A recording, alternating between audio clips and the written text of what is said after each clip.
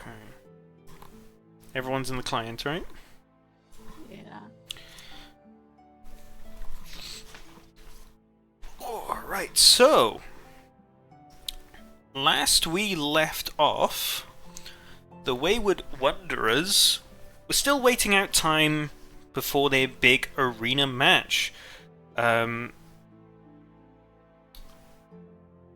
group had split up at the start of the last session anyway, so we began the session with Baylor, Anxi, and Cedric in the uppers, where they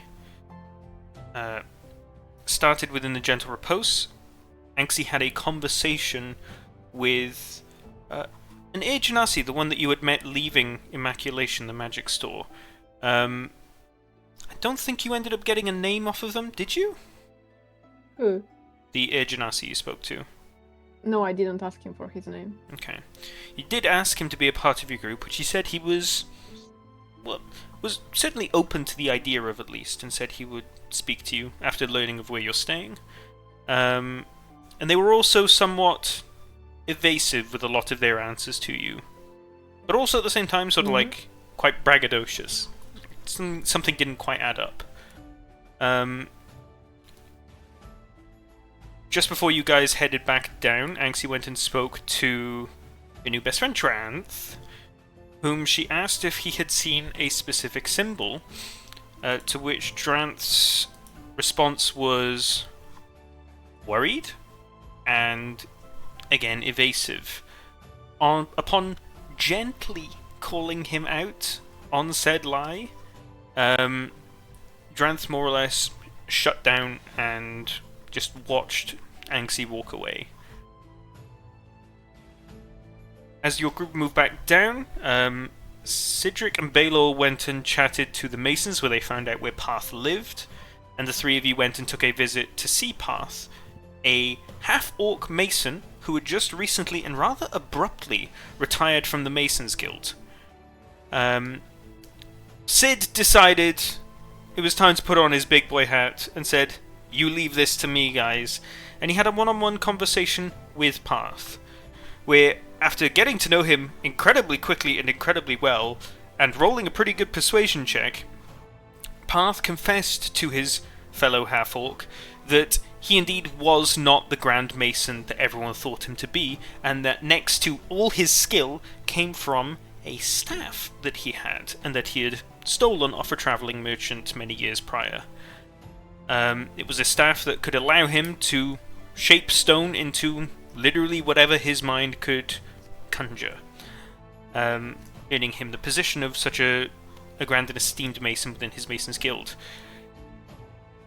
This, paired with other details that you found out later, led you to believe that this is probably began as the downfall as to why he would go on to lose said staff. Path told Cedric that he was offering his service for more or less free, basically covering labour costs and barely charging for those as well, and that he just literally wanted to see smiles on people's faces. Cutting later, Andros, leaving Zinni to chat in the twins for the time being, went down to look around the scrounge after seeing some sort of scroungeling? Fuck, what would you call... What do you call fucked up little beggar kids? There's a word for it. Jay? Wife? No, there's like a specific word. Like the kids in Oliver Twist. What are they called? Oh, they'd be foundlings. Urchins. Urchins! Oh, That's the urchins, one. yeah. Fuck you, Jay. Word cell my ass. Thank you, Ale. My words were fine as well. So, Why? Yours? upon meeting a urchin on the street, Ale slipped them some money, asking for if they knew anything about... I think it was a grey zone, right? That you asked? Yeah. Following the kid down the street, Andros almost immediately got jumped, but the person jumping him did not have the necessary strength to try and barrel him over, which turned out to be his long friend Pinchy, the rather unlucky halfling. Pinchy, after then escorting Andros to the nearest grey zone, or grey area, sorry, unloaded to him a lot of facts that wouldn't necessarily make sense to Andros until he paired up with his comrades later. Pinchy had been commissioned, or set to a commission, by the pseudo-leader of the Thieves' Guild that he was a part of, called the Grey Scales, to get this magical staff out of past possession so that he could stop giving out his services for more or less free. And he did so successfully. Pinchy stole the staff, while on the run, stashed it in some kind of empty crate in the scrounge, got arrested, got questioned, got let off, and immediately got let out. Upon going back to the crate that he stashed it in, he found it to be re-stolen. And ever since then, many statues around the city have been randomly and at different intervals been defaced. All across the city, from way down in the scrounge to way up in the uppers. Whoever has gotten their hands on such a staff, as this is likely the reason, the culprit for doing so, knows no bounds and is going through whatever means necessary to do this vandalism. On his way out, Andros got a slight bit of information out of the urchin that a rather short half-elf was seen with some kind of stick, and that's it. Pairing up together, you guys colluded between each other and figured out, you had both had two sides of the story now, and the idea of what happened with this statue scandal came a lot clearer. But one other odd fact in the meantime is that Anxi and Balor came to a different statue, one just behind or to the side of the Lady's Garden. It was a statue, defaced like all the others, unfortunately, but had a very interesting plaque on it, written in ancient Demuise. It stated, "For the first half-third, may his bravery and risk never be forgotten." I accidentally muted and deafened when I did that, but the stream heard it. You guys know it's written in your notes anyway, so it doesn't matter. Anyways, you guys ended up relocating back to the Lady's Garden for the night, and this is where we wrapped up the session. And now, this is where we continue. So make sure you guys all press the long rest button on your sheets and you've got all your resources refilled. And that's where we come back.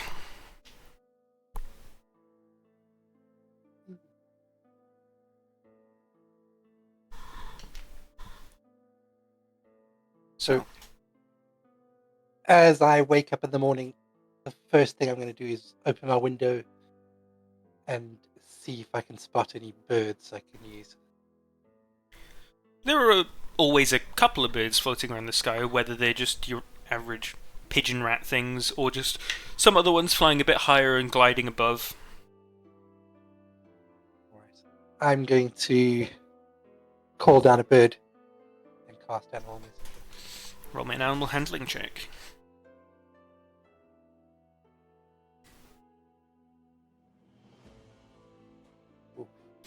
Okay.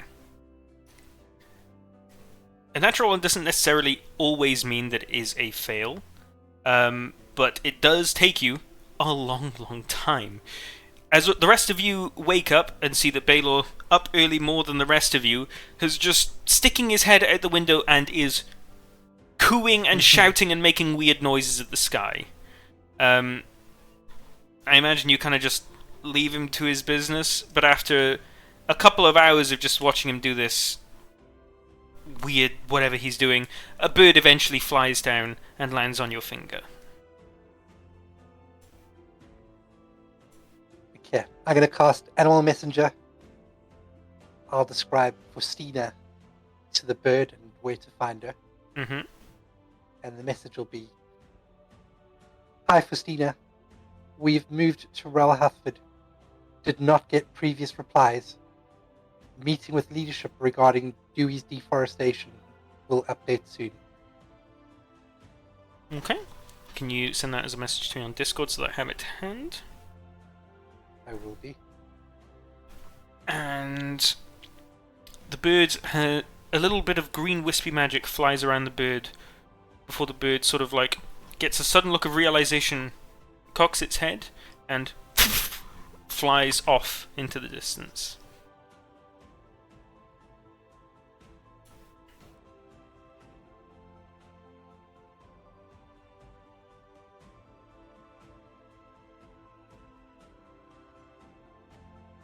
Where is everybody else?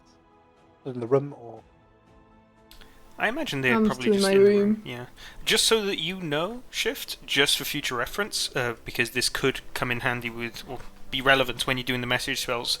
The place names of Ral count as 2 words, so there is a space after the Ral, so it would count as 2. this was 21 words. Yeah, it fit anyway, so it's fine.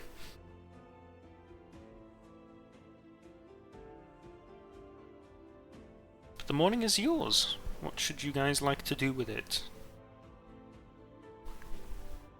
I'll be using sending in a minute.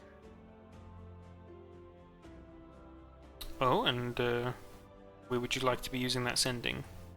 Towards Grant, who didn't answer my previous one. Okay. I'm counting the words. Oh, okay. She's just writing it up. Okay. Is anyone else looking to do anything this morning? Yeah, while Anx is working out that, Andros just asks, what time did that Lord guy want to meet us? Midday. Okay, well, we'd best not wait around too long, because it takes a while to get there, doesn't it? Indeed. It's a couple hours to walk up, but you are, like, at this point, like, close to, like, 10 hours away from midday. Remember, this planet does have a 27-hour day. Yeah, and 9 days per week. That's correct. Does anyone remember how many days we have until the arena match? Yeah, I know. It's 7. 7 days, okay. I also wrote it down in the general chat. It was 8 when we went to bed, so it's 7 now. On that note, how many more days do we have paid up for this hotel room? None now. Okay, so Yeah, it's probably worth paying for like 5 days at least. Yeah, I'm piss poor, so someone rich can do it. How much was it? Still don't remember. 5 gold per night.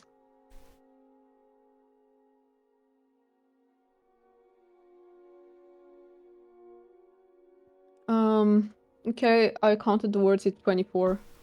So I'm gonna say, I might have asked for too much of you. Sorry for putting you in danger. I need to know whether you're safe. Please respond. And it's 25.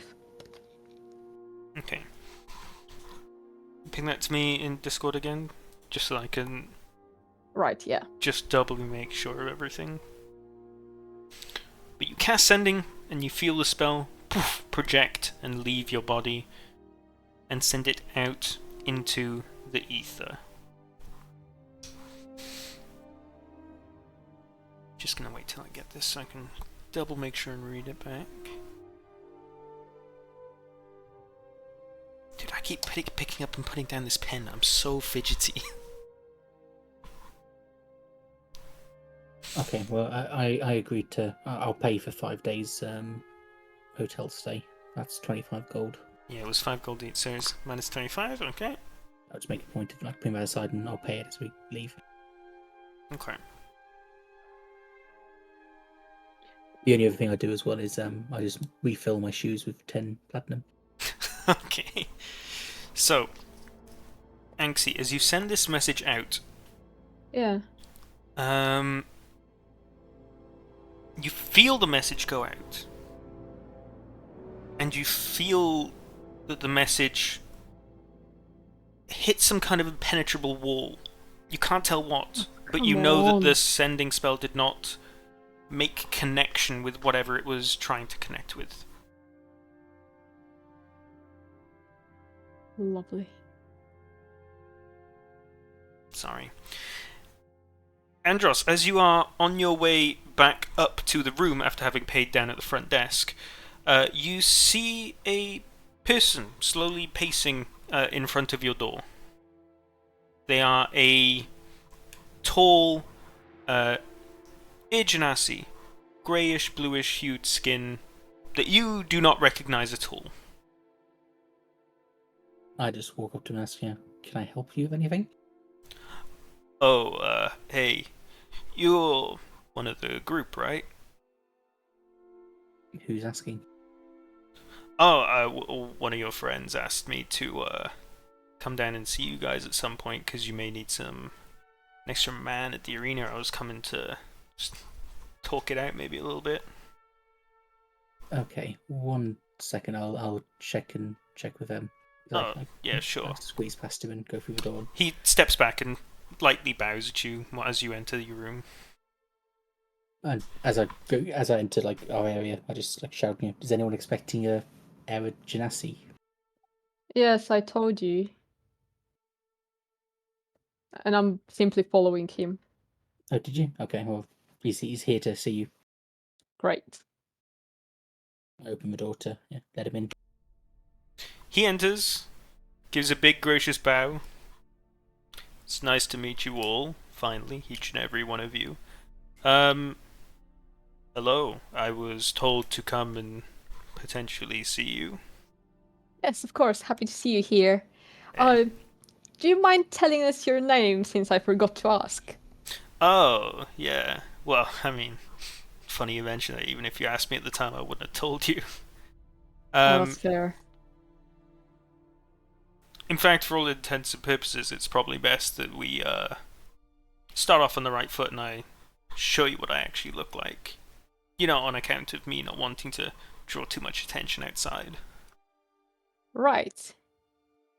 And he sort of throws his hand up into the air and clicks his finger, and you watch as from the top of his hand going down his body, sort of little particles like dust all seem to separate off of him, revealing his form underneath. You see before you now, instead of the air genasi you once saw, you see a fire genasi. Someone with hair that's sort of almost down to shoulder length and is a gorgeous, bright orange. His skin a little sort of like a darker orange, and it's just a really interesting hue. You haven't really, many of you guys, seen many fire genasi in person, but it's just a really deep orange skin, and it's that's why they're called fire genasi. His clothes, you see some sort of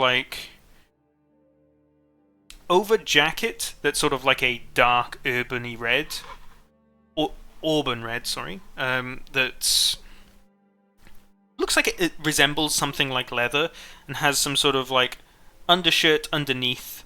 The jacket cuts off at sort of just above shoulder length, just above elbow length.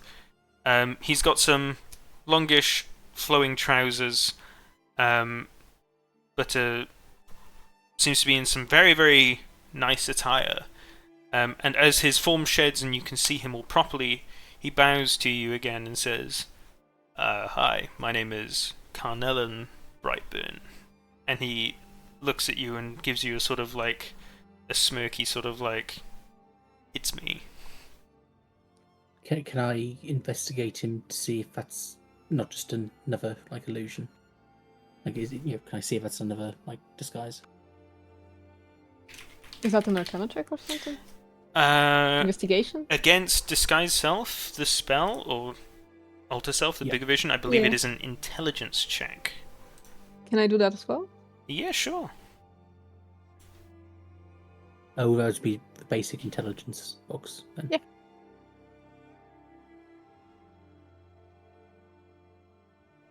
It would be against his spell save DC.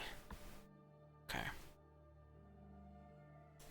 If it's 18, we might have hit the jackpot, guys.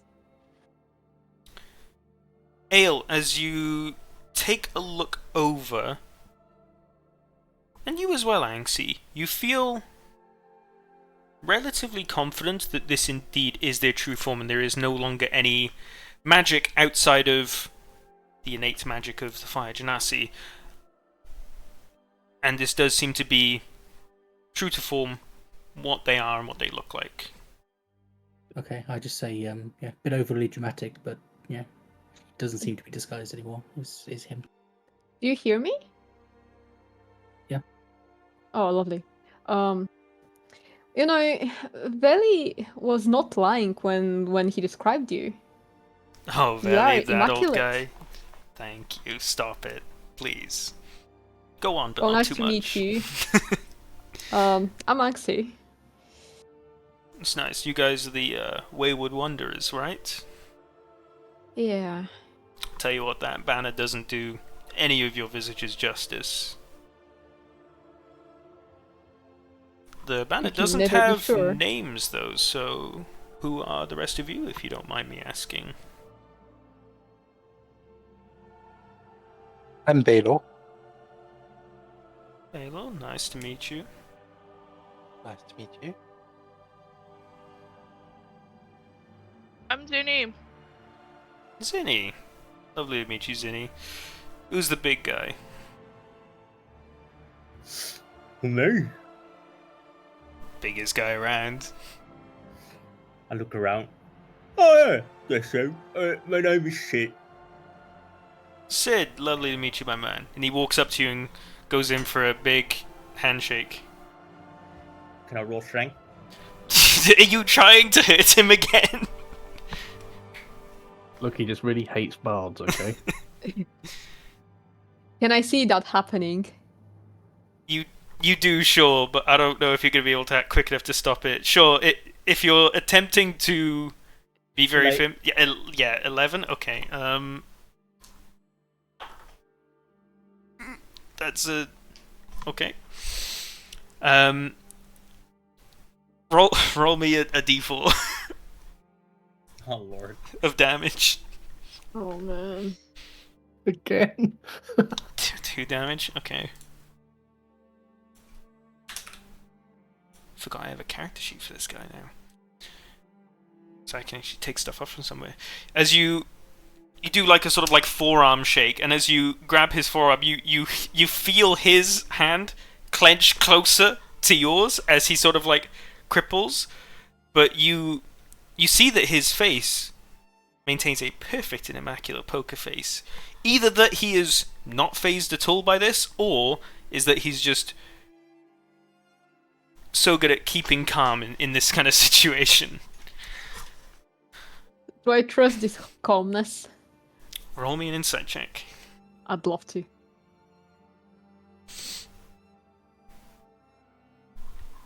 And I'd like to use my lucky point. Okay. Alright. Great use. Can I assist? Because I'm kind of like watching him like suspiciously still. Sure, go ahead. Do I roll in advantage? Or if Insight, you you guys roll- are like sort of separately. Andros rolled his own, I think. Inside 1 sec. Nice. Okay. Well, none of that was going to beat a 25. He. As you sort of like look at him, and as he's like taking this in, he's just taking it in his stride. You don't know if there's any sort of like underhandedness to it or not, but he's just rolling with the punches. But you can see Sid is like tensing his grip, and you sort of like, after you saw this once before, you know what's happening. Alright, Sid. I think that's enough. What is? Your friendliness. I was like shaking his arm like quite roughly as well, and like, oh yeah, my bad. You okay there, buddy? No worries, my man. I've had many more things do a lot more damage, but pats you on the shoulder. He's like only a couple inches shorter than you. But he pats you on the shoulder, is like, good to know these guys are in good hands. I want to pat him on the shoulder as well, and I want to roll for strength. Oh my god. I use suggestion on him to, and I'm trying to basically trying to suggest him to back off. Roll persuasion. It's not persuasion. You need to roll a save. I would say Cedric's gonna go in for it and he's gonna do it first, and then Anxie has the ability to cast it to sort of like stop it. Oh, wrong. Does not matter. I roll. Well. Nope. Roll me another d4 of damage. So it's happening no matter what. It's just that he calls it out first, and you can like act in response to it, to try and stop this happening again. So are you still going to cast suggestion after this has like happened, just because it's like in a sequential order sort of thing? Well, yeah, I will definitely cast suggestion. On Sid, I assume you're speaking to his mind. On Cedric, and I'm speaking into his mind. Actually, no, I'm gonna say it in front of everyone. I basically turn towards him, give him a pretty bad look. Sid, buddy, I suggest you let our friend go and apologize. And I cast suggestion. Okay, Sid has to roll what kind of check to meet your DC? I'll tell you in a second.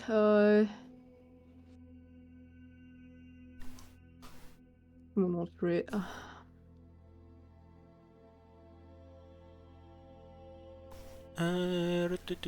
Wisdom saving throws, Scup. Yeah. And while that's happening, can I use silvery barbs To what? to make him do it at a disadvantage? Doesn't matter. It does matter. Yep, no, roll again, Scup. You're rolling at disadvantage now. Jesus, okay, that's 3 spell slots used by Anxie Don't today fucking already. care. I mean, Wait, he got a natural 20. I rolled a net 20! Yeah, Why and does it matter? Silvery Barbs makes you roll at disadvantage. Disadvantage. So now Yeah, you, Hold on a second. Disadvantage would be another roll, so unless he rolls a critical failure, he's not gonna. No, he rolls no, again, it's a and you get the lower. yeah. Disadvantage is you roll twice and take the lowest. Yeah, but doesn't. I thought natural 20 still overrode that. No. Okay, never mind. And my... It's still at 15 though, so he beats like you hear Missy beats it. Sid. You hear as these beautiful honeyed words come into your ears, and you get the idea that Anxie wants you to not hurt Carnella anymore, but just kind of gonna keep doing whatever you want. Well, so I kind of turn to Anxie, which means I'm like looking down all the way, you know, like I'm like, huh? And then it kind of, you know, the cocks are turning in my head, and I look back at the guy.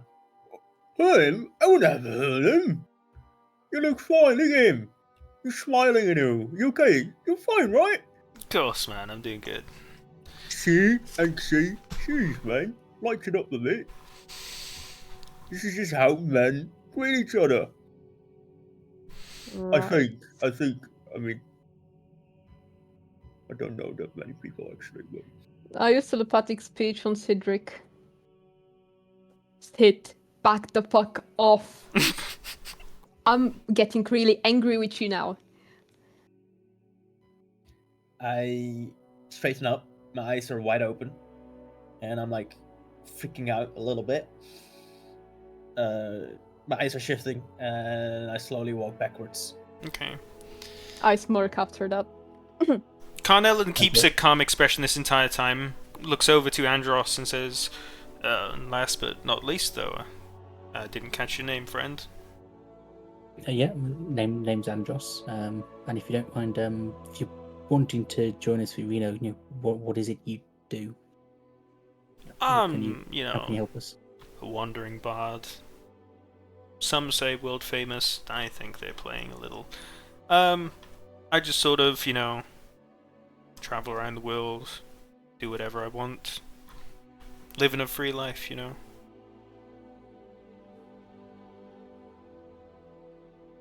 Though I imagine your question is posed more towards my combat abilities. Fear not, I am battle-hardened, albeit from a while back, but some skills never leave you, Well, you can handle Cedric's handshakes. That's a good start, I guess. Yeah, it's better than what we can do, Andros. So, this arena fight. Who are you gonna be fighting against?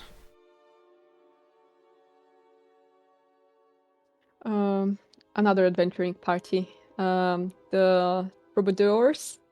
I I'm think it was sorry. the Trouble Doors or something like that. I'm not sure. Yeah, such a weird something name. about troubled doors. It's a bit of an odd name, to be Yeah. honest.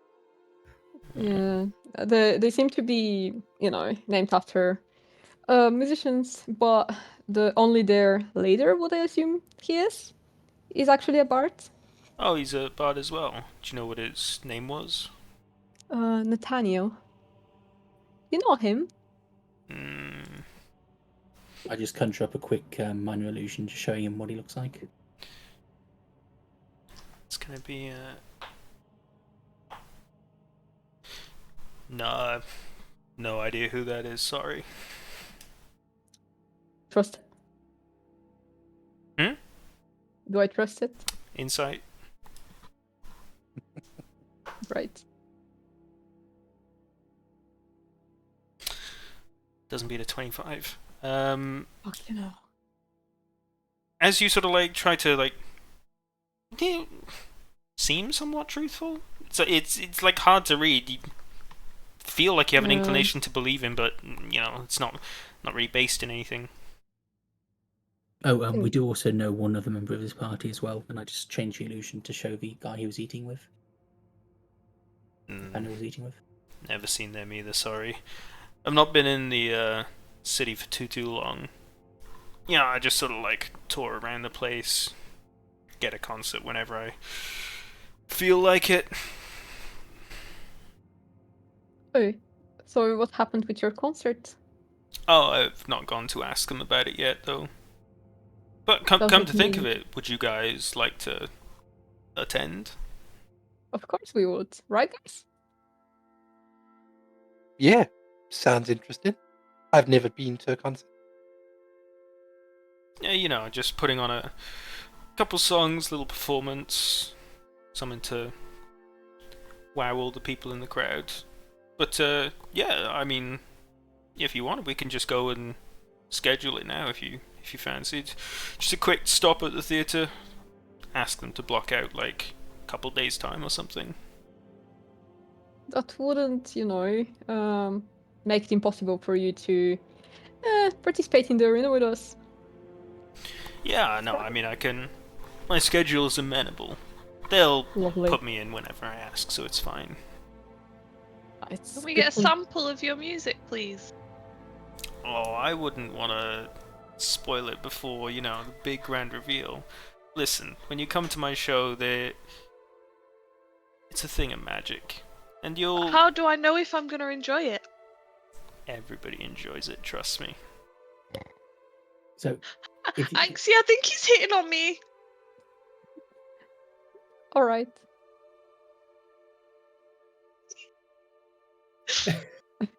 I think he's simply confident in his abilities, isn't he? The way that you said it, everyone enjoys it. Well, Right. but I mean, they do. Okay, I've if not you don't had a mind- concert not sell out in many years, and everyone's always screaming and raving by the end of it. Yeah, if you don't mind me asking though, why is it you want to join us for the arena? It doesn't seem like a normal place you'd find a musician. Well, I was speaking with your compatriot the other day. She seemed like a brilliant, capable person, and I did a bit of snooping on your group. Not spying, but asking around, getting a general feel of you guys. I saw you on the banners a couple days ago, but saving Edgewood, that really is something. Reminds me somewhat of what I used to do. That's a lifetime ago, though. I'm still looking forward to hearing about your adventuring stories. I bet you had lots of fun with your friends. Oh yeah, I mean, the standard adventuring tales. Taking down a dragon or two. Ooh. Simple adventuring stuff, He's just got this confident smirk on his face this entire time.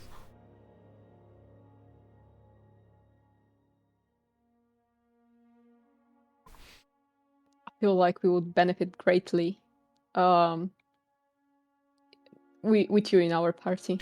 Would be lots of fun I mean, having someone that experienced. without a doubt, yes, but I wouldn't want to make it too hard on the enemy, so I'd likely only use some of my more simple spells, you know. I wouldn't want to, like, Understandable. literally kill anyone or anything. After all, I this don't think arena that's is for possible sport, in this after all. arena. Oh, it is possible. Trust me. Right. Do many people die from hearing your music? Doesn't sound like a good quality for a musician. You're witty, I like that. No. It's to die for. Wait, I don't want to go to the concert after all if I'm gonna die. You're not, You're not gonna, gonna die, die, Zinni. don't worry. Dude, But- I'm scared. You're not gonna die, Zinni, but I bet if you die, it's gonna be from happiness. From happiness or while being happy. Either. I'm not ready to die. Sid is looking at a guy with like squinty eyes a bit. And like, what? First you're talking about hitting her, and now you're gonna kill her. Guys, I don't think we should go to this concert. Also, what's the concert? What's it? Teacher. He sidles up next to you and sort of like kicks up his one leg and leans against you, like budges your stomach with his arm because you're just like a big pillar of muscle. Don't worry about it, buddy. Everyone's gonna be fine, and I'm sure that you'll enjoy my concert too. I'm imagining by the end that you'll be screaming in the crowd just as loud as the rest of them. And he's going to roll to persuade you. So I roll. Roll me, let's say an insight check. Really? Okay.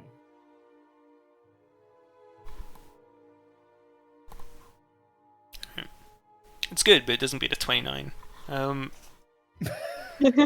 His charisma is really high, Yeah, guys. yeah. I mean, his hit bonuses to charisma checks. You get an air of confidence from the guy as he talks to you, and like, you don't really know what a concert is, but it sounds like it's going to be a good idea.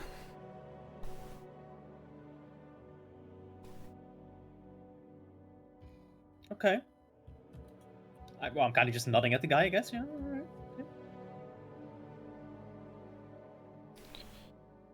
So it seems like we would be happy to see you perform. Well, naturally. Before we go and book my concert or anything, though, these troubadours, do you know much about them? What their combat capabilities are? Troubadours. Troubadours, sorry. I don't know. They look puny to me, but everyone kind of looks puny to me, not gonna lie. I was gonna say that, man. Really? Wow. Well, guys, I'm starting to like this guy, actually. Sadly, not much. We just know of their Bard member, and it seems like his little fanboy is actually a wizard, or at least a magic user. I'm sorry, I just heard the loudest cackling through like 3 closed doors from the other side of the apartment. Did you say femboy? No, fan. As in, he's a fan of him. I thought she Oh. said femboy. That's what I heard as well. I know. What I heard. I was like, God damn. All right. Oh I was mentioning that's what I heard, yeah. well, that's how I see him, I suppose. Say, big man, have you danced much before? Oh, well. Oh no. And I pull, like, lightning quick, my axe, Mm-hmm. you know, appears. Well, you see this one over here? I call it Darling Number 3, and we dance all the time, if you know what I'm saying, mate. And I Okay. kind of, like, make some movements around, like I'm swinging, but, like, you know, I'm containing myself. Do you, want to learn how to dance with a bit more vigor? What? With my enemies, you know what I'm saying? Do you, you guys catch on what I'm doing? You mind if I do something? Yeah. You watch as Oh, Carnellon leave him. steps back a bit and pulls out his lute. And he That's Does a it- funny looking weapon. a big strum across the strings. Scup, roll me a wisdom saving throw, please. Also, for context, like These with rolls tonight. What the fuck? roll, Alright, yeah. like with magic items I've talked about in the past, try not to look up spells that other characters are using. So I'm not going to tell you the name of them. I'm just going to describe them to you. But Yeah. He about to dance. never you mind. 16. That doesn't beat an 18. Scup, as soon as you're, or Cedric, as soon as you hear the music bounce into your ears, your limbs just start like flailing and dancing out in all directions with like as much energy and enthusiasm that they ever have. And for 6 whole seconds, you're just constantly fucking dancing. You can't. Your body's moving on its own. You can't stop yourself. I'm still holding my X, by the way. Sure. Just hold on. Who's stood close to him? Isn't it basically the caster of the spell? I mean, if his length is his arm and the axe, don't we all I think basically it- just dodge it? I think it's me. I don't think so, because You're too He- small. No, Sid, roll to attack, please. he I think literally people are going to die said, at this concert. guys, he literally said that Cedric is going to the back of the room, basically like moving away from us, and then Carnellon or whatever his name is spelled, he went towards him, so he's about to get hit. Sid, can you roll damage against Zinni, please? Isn't it? So as Sid starts like flailing his arms around, he actually starts swinging his weapon with it and smacks Zinni straight in the chest. What the fuck? What's going on? Okay, Sid, roll another wisdom saving throw, please. Oh god. He keeps dancing. Zinni, do you want to take this opportunity to jump out of the way of this attack? Can I cast Hold Uh, Person on Sid? Would that stop him dancing? What do I need to do? Acrobatics? No, you're just moving away, like in the turn that you have. He's not going to make an attack of opportunity because he's not in control of his character right now. You just want to take the time to step away, okay? And Sid just keeps dancing. Yeah, can me and Baylor try casting Hold Person? Hold on. Let's read this. That's so ridiculous. Okay. Yeah, sure, try and cast Hold Person. Sid, roll another wisdom saving throw, please. Okay. As Andros's spell tries to take hold, you watch as, like, for a split second, Sid's body stops rigidly, and then still, like, starts to keep jigging and dancing. Roll another wisdom save, Sid.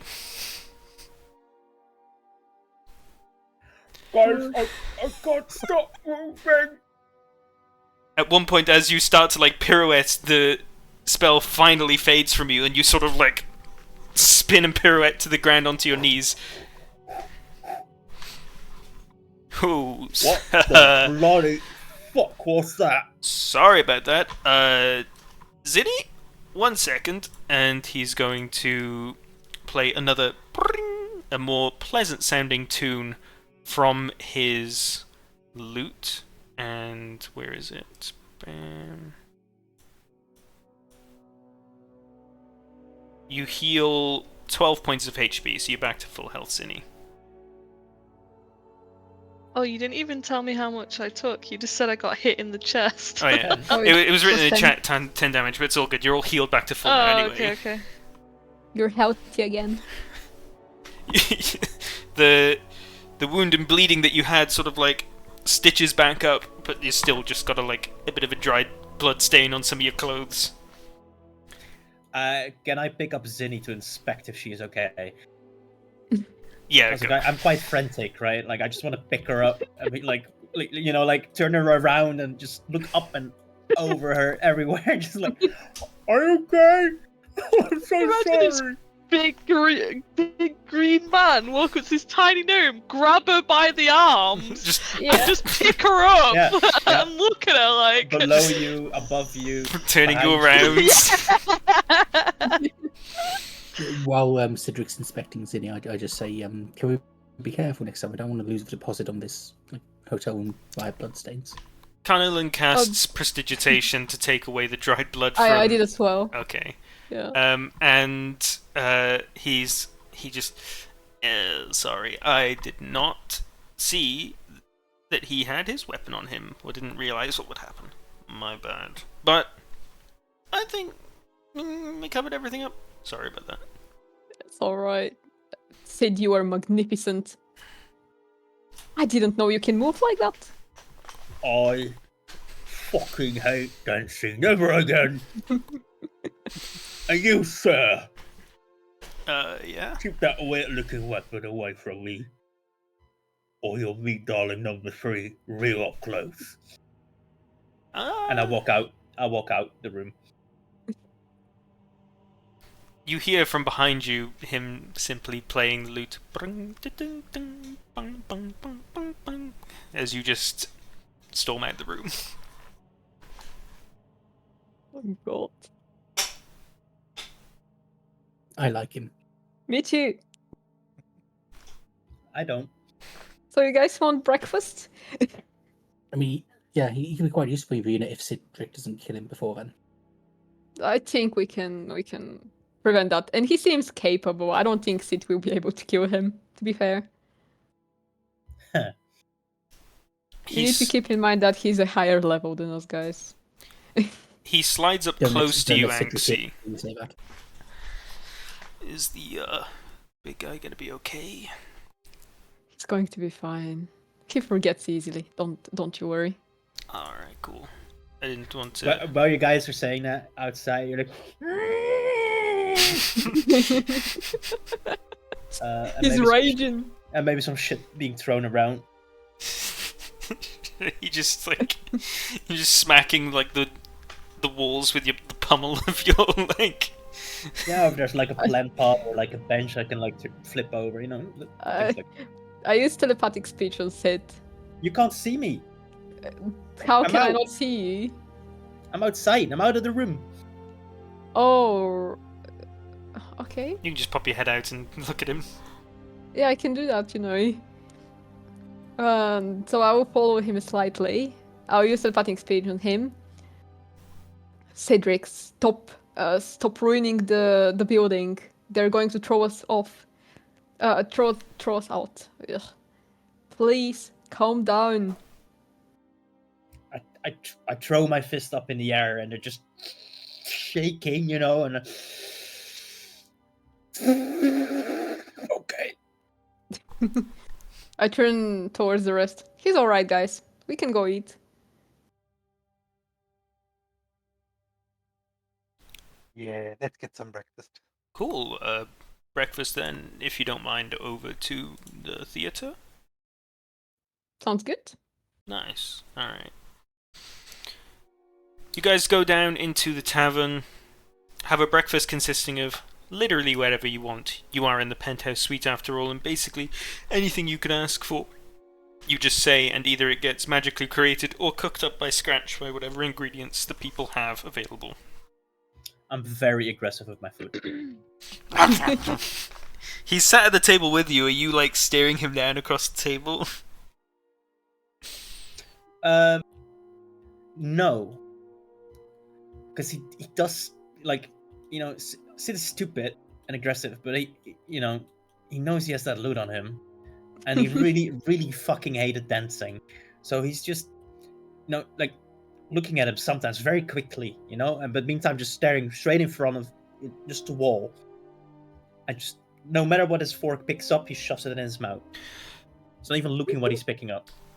Before this happened, by the way, as you guys were coming down the stairs, you guys are all just like walking down the stairs and chatting to each other. Someone coming up the stairs looks at Carnellen and stops dead in their tracks, and you watch as they sort of like start hyperventilating. What do they look like?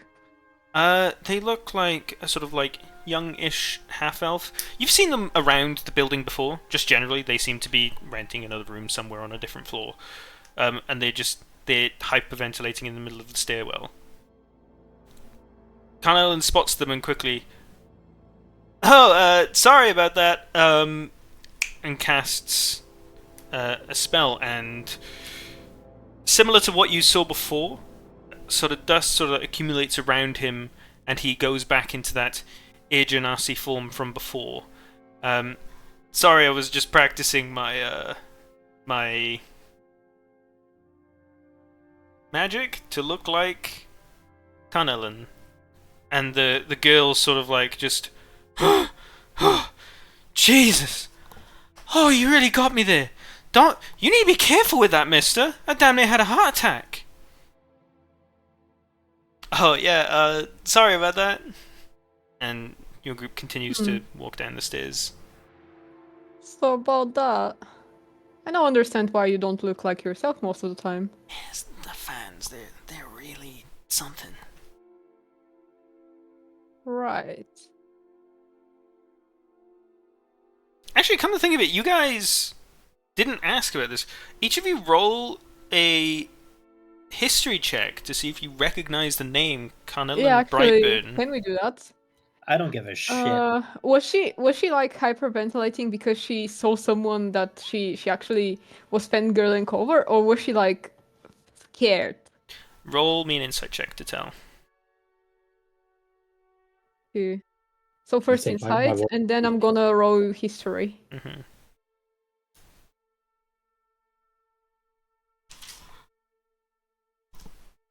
And I'm gonna re-roll that history. Okay. Fucking, I'm rolling terribly. Does it make sense for Baylor to roll for that? I Jesus. shouldn't have known about him anyway. It does, because even still, since then, you could have heard her name by chance. So just roll for the sake of it. Right. Oof, rough time, Anxie. Yeah, at least I wrote a proper insight check.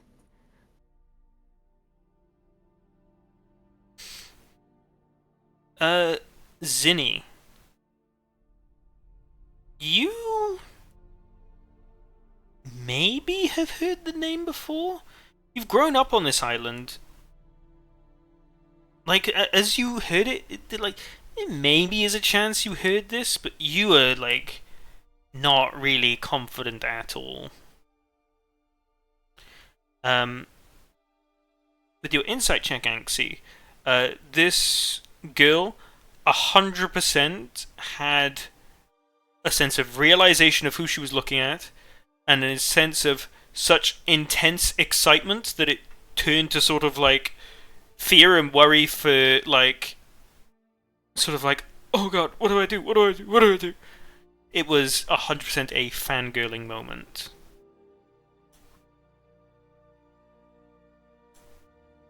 Right. So yeah, you guys go down and you're having breakfast right now. With him in that Agenasi form you first saw him in when he entered the room.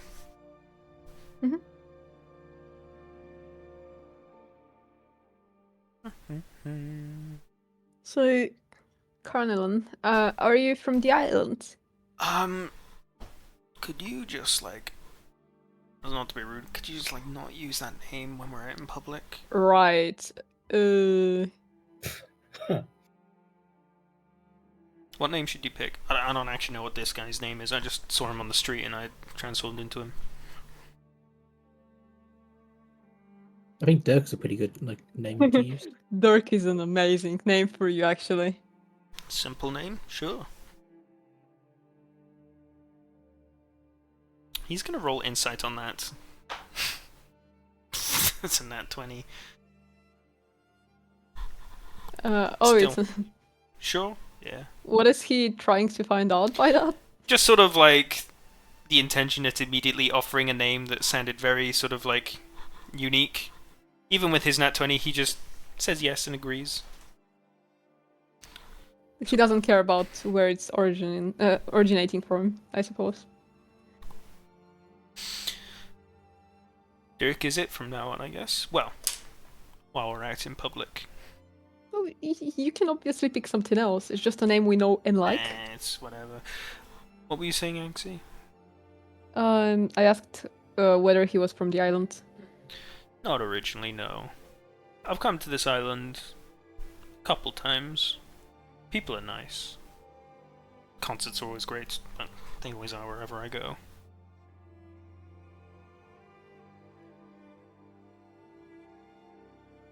So, what brings you to the island? Is it just performing, or? I just hadn't been in a while. Bit of a vague interest, perusal in history.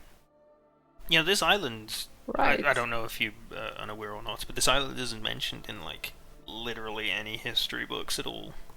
That's exactly why I'm here, Oh, another like-minded individual. I suppose. Huh. Do you know anything about the Zenith Institute that's inside this town? Oh yeah, up in the uppers, that big Voidstone place. Yeah. I've heard that it's a school. Has been a school for a very long time. Nothing more outside of that, though. No. It's also a research facility, That goes hand in hand with school, I guess. I suppose, but I've only they're... heard it described as a school, though. Yeah. Well, I've found out that it's rather secretive about what they're researching.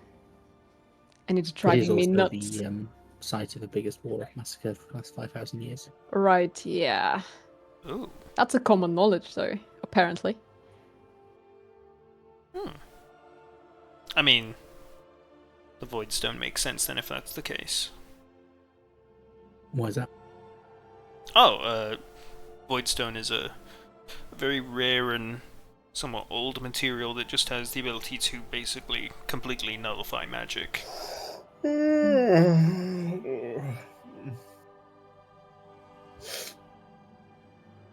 That explains a lot. Okay, well, I don't think I'll be visiting Bev anytime soon. Yeah. Statistically, you're probably not really safe there. Maybe not even outside of the area. You should pretty much avoid it. So the Voidstone nullifies magic, like all kinds of magic. Oh yeah, like completely. Wow. Yeah. That explains a lot, you know. It's an incredibly old, sought after, and obviously expensive material. How does it work exactly? Is it just being in its presence? Does it nullify any magic that touches it? From what I understand, it can oftentimes be imbued into equipment, granting the equipment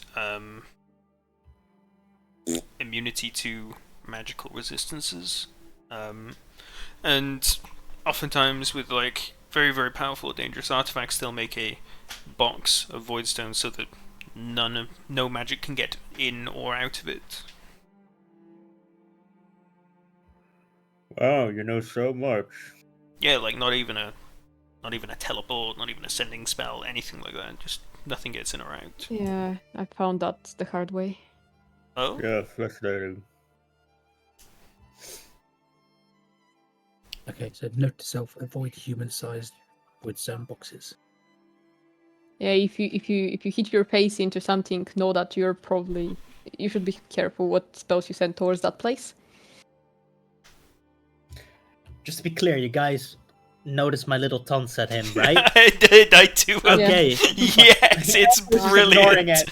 I just okay, alright, good. Every time Cedric It's does hard it, to- Carnella gets like a smirk and like looks in the other direction at one of the other members. It's just over voice, and I was thinking maybe it doesn't hit. But okay. No, it it is. It's obvious you're unhappy with him. Yeah, that won't go away, I think. But yeah, we'll see how this goes. I mean, better. Also, another chicken appears in front of me, and I just start crouching it up.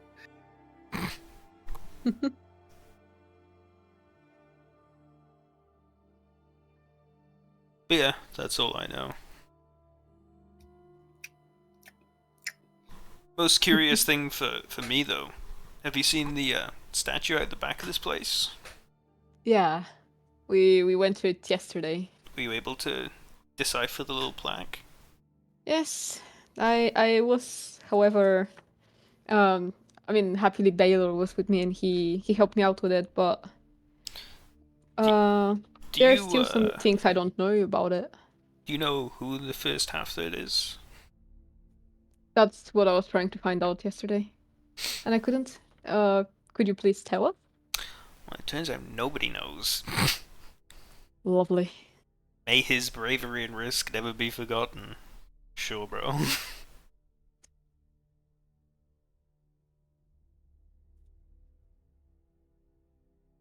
Must have done something crazy though if you got a statue that cool. Can't have been too crazy if nobody remembers him. I've got a couple of statues myself, but they're scattered around the world, really. Hmm. Are they presenting you in all your glory, or with your adventurer party?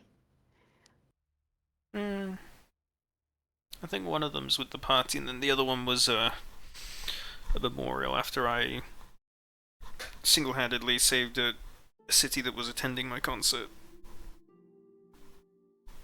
That was a crazy story. I'd like to hear it. Really? I mean, Yeah. if Sid continues to eat, we might have a lot of time. I just look at him, and I look back at my phone. Ooh, shit. I was holding Actually, Mhm. I looked at him, right? Yep. I look back at my phone, and I sit up straight. I look at the wall. I use my tongue to sort of clean my teeth, right? I pick up my fork, which still has a piece of chicken on it, and I swing it at him. I flick it. I flick the fork so the piece of chicken flies at him. What do I need to roll in order to hit? I think that's just gonna be a sleight of hand check. Okay. Not dexterity or something? Well, sleight of hand is based on dexterity, but it's a bit more specific. Give you proficiency if you want it, or if you have it. Let me see. Sid is pissed. I'd say you need to beat a 15 to get it in his mouth. Okay.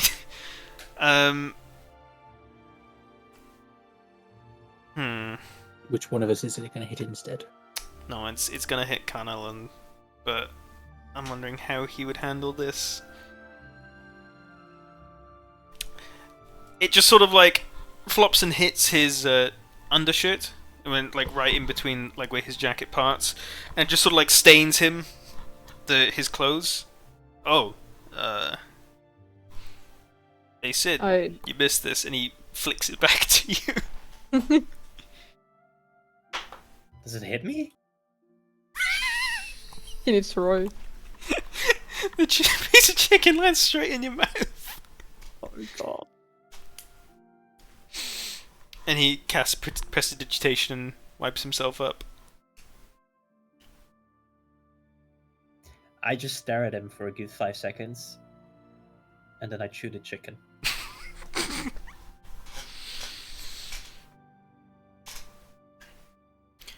So, anyway, I was touring around some continent. Jeez, can't even remember the name of them.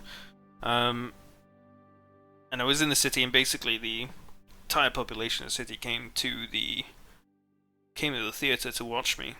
It was an open theater, so they were all over the place, and some wizard dude, sorcerer, lich, whatever he was. He came down, smacked right in the middle of the stage, and proclaimed that everyone was gonna die. So I smote him where he stood. Yeah, it was over pretty quick. I had to go sort the lich problem, because a lich is gonna respawn at a phylactery somewhere. So I commissioned an adventure group to go take that out, which they did. Sid makes 2 bears appear. He keeps one for himself and he shoves the other one in the direction of this guy. Oh, thank you, big man. He starts Um, gently nursing it. I gulp it up. I summon 2 more beers and I shove the next one to him as well. So, in what town did that happen? Can you recall?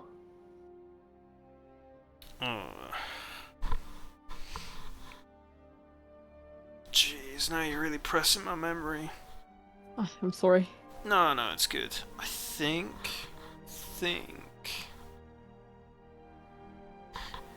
It was over in Merendia? But I can't remember the town itself, sorry. I do know they've got a statue of me there now. Whenever I do my tour of Merendia, I end up seeing it. Forget where it is, though. So many place names, you know how it is. Can we do Yeah, a that's fair. insight check to see if the story is true? Everyone who I'm- wants to, roll it. I feel like even if he's lying, his deception is gonna be so fucking good. No way of knowing. However, with my history check from earlier, there is no fucking way I can recall any of that. If it's something I might have known or heard of. Ooh. Roll a history check with advantage, Platt. Thanksy. Anyone else who wants to roll as well to figure if he's lying is free to do so. Yeah, I just did an insight check. Oh, 20. A natural 20 for a 22 still unfortunately does not beat a Yeah. 28. But it's a history check. Oh, that's right. What am I trying to beat? Shit, you're not trying to beat anything. You're so right.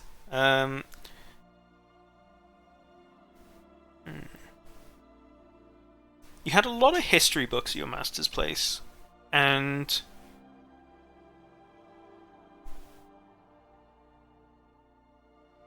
in one of them, which was A Brief History of Merendia, you do remember a tale of some kind of, like, swamp-like town called Stillwater that was besieged by a lich, in which was instantly taken care of by a travelling bard. And even with this natural 22 roll now as well, you do remember the name being Carnellon Brightburn. You know what? I can actually recall reading about that. You said the town is Stillwater? Yeah. The town in question is supposed to be Stillwater, isn't it? Oh, is it? I don't know, sorry. I just, so many place names, I just forget them. What did you do with the phylactery?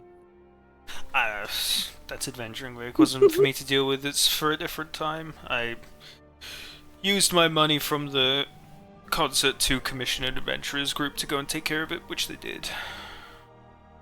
I don't really know what became of it, but they came back successful and I paid them.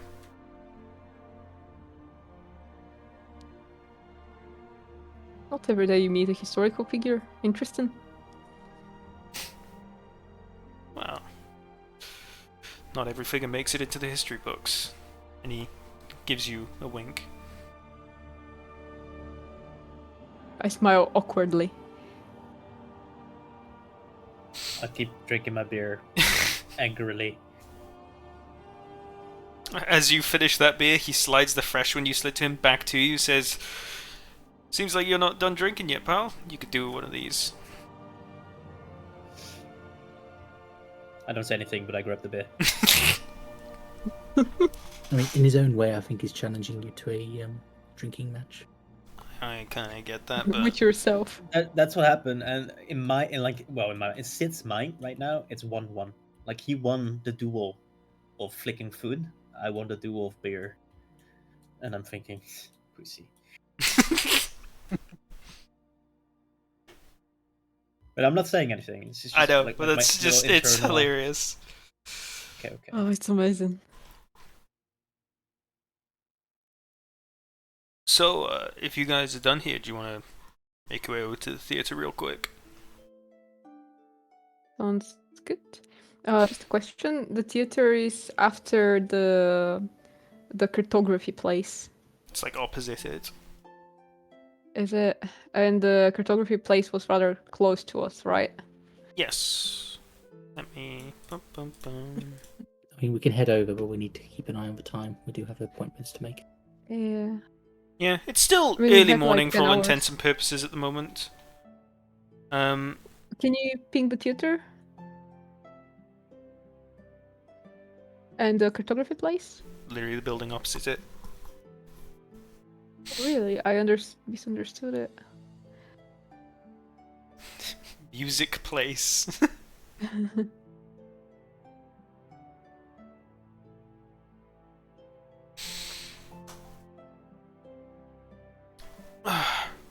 If you guys want to make sure you get seats, you always need to be the first to book tickets, so it's best you come with me. Of course. When we go towards it, I'll try to go quickly towards the cartography place and pick up my mask. Okay. Try to be quick with that. Does that cartography place sell armor as well? Or is it just like special things like that? It's like an arts and crafts shop. Yeah. The mask that Platt commissioned is just like a little wooden one, right? Yes, but still like white and she was supposed to make it like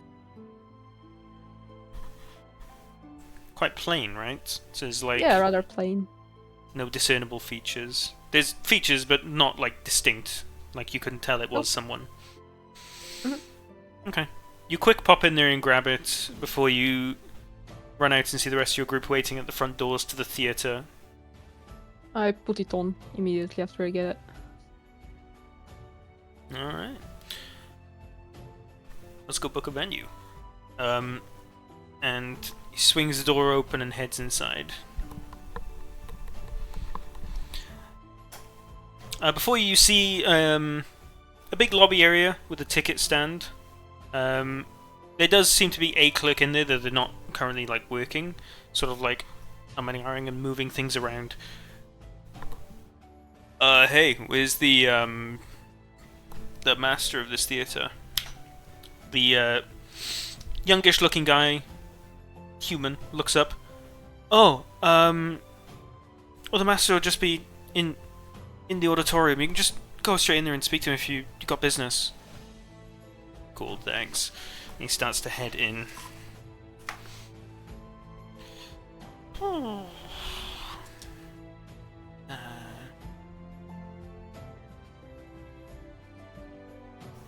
on, pen's not working. Jesus, fuck! It worked a second ago.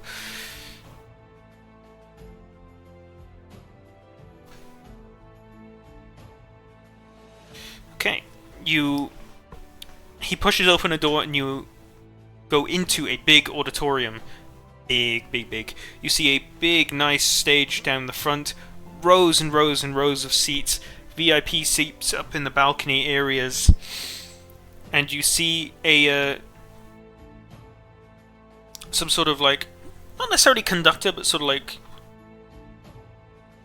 theatre director down in the middle of the stage, pacing back and forth, looking around at things, looking at props. Oh, who are you? Hey, I'm here to book a concert. And you guys start making your way and walking down to the stage. Book a concert so simply. If you want to, there are proper means and channels with which to do so. Yeah, I get it, but, come on. It's me, You can book me in for a couple days or so? Excuse me, sir, I don't know who you are, with all due respect. And like I said, there are proper means and channels. Oh, one sec, my bad. And he drops the spell, and the Agenasi form sheds away to reveal himself. Oh my goodness, it's Carnell and Brightburn. I'm sorry. Sir, absolutely. We'd be more than welcome to accommodate you with getting a spot in our theatre. Just tell me, which day would you like? I was, you guys, we were thinking 3 days from now, right? So we saw all of that happening. Yeah. The whole Yep. interaction. All right. Well, that happens. Sid goes like. He Are you turns back making a to mess in you. the theater? So do you actually No, tell I him keep it that? in. Okay, I okay. keep Oh, he keeps it in. He turns back to you and asks, it was 3 days, right, guys? Don't think we really have plans for then, right, guys? Sounds good. 3 yeah, days that's from fine. now sounds good to you?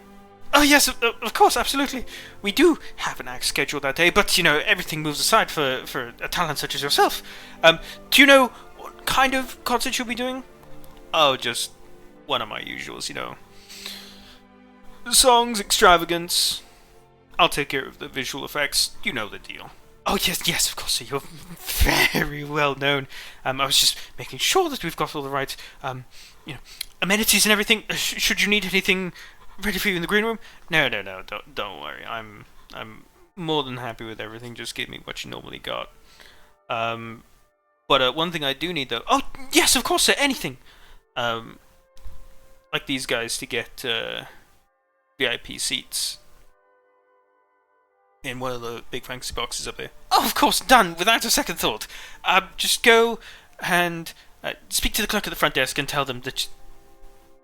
Show yourself. Tell them that they'll be getting the seats. They'll understand. Sure thing. So guys, you wanna go up on stage for a bit? See what it's like? I'm proceeding to drop another dance. Yeah, Oh. I see that Sid's pretty upset, so I'll just use my wand of smiles on him. Sid, roll a Constitution saving throw. Fuck's sake.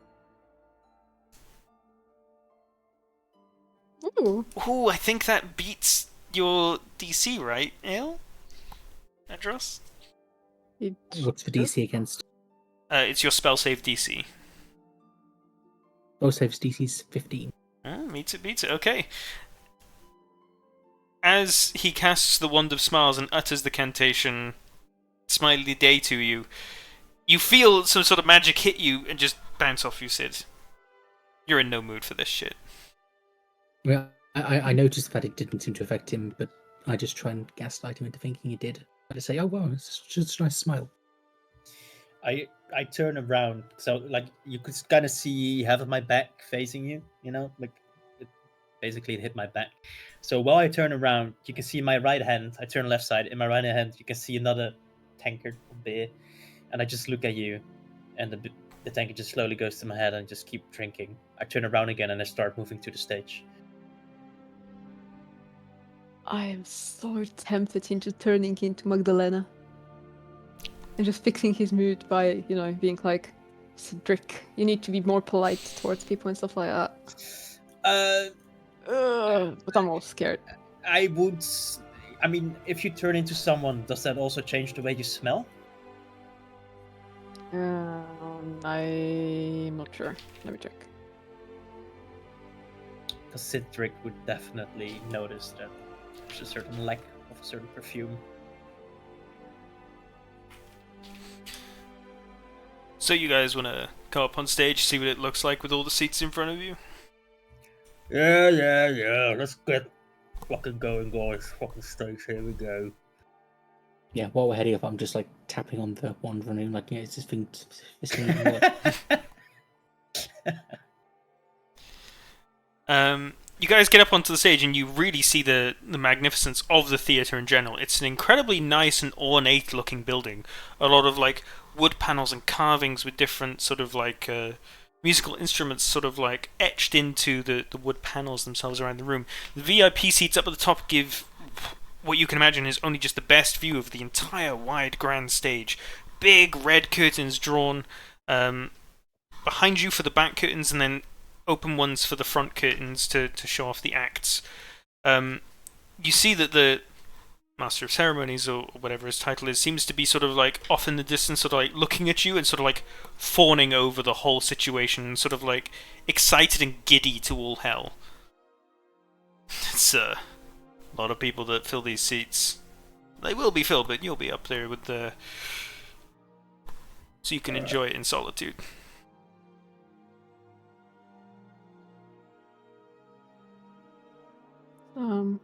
Okay. If I shapeshift under my mask, no one would be able to notice that I'm actually a changeling, right? If you pull your hands in so that your hands can't be seen as well. I mean, I'm wearing a pretty heavy robe. That Yeah, as long as you sort of like covering tuck me. your hands back and like don't have them like Of course. out or anything. Isn't there like a bunch of like cracking sounds and such, or was that just Jay's character? It was his, but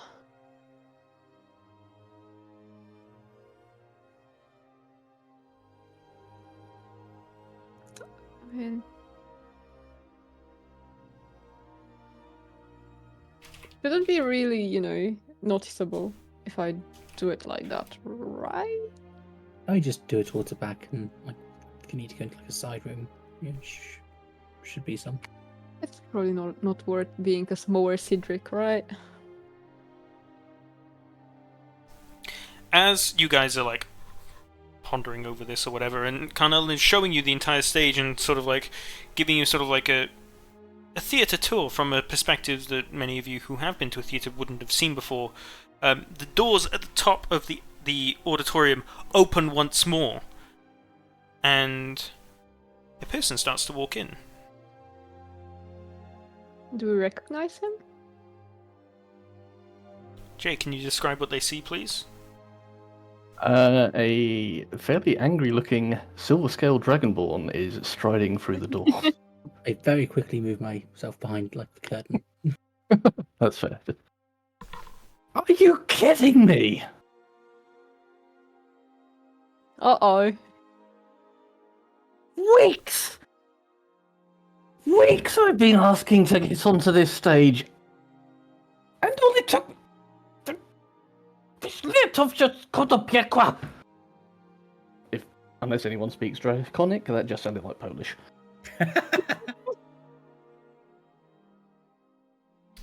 Oh, Mr. Nathaniel, wasn't expecting to see you so soon. We've had, a change in schedule? Yes, Uh-oh. believe it or not, I'm used to this sort of thing. I'm sorry, but when Mr. Brightburn showed up, it was just, the possibility for theatre revenue. Save it, I have heard this before. I come around from the curtains. I tell you what, I kind of owe you after that incident in the inn. What's his name? What's the name of the Brightburn guy again? Sorry, Carnellen.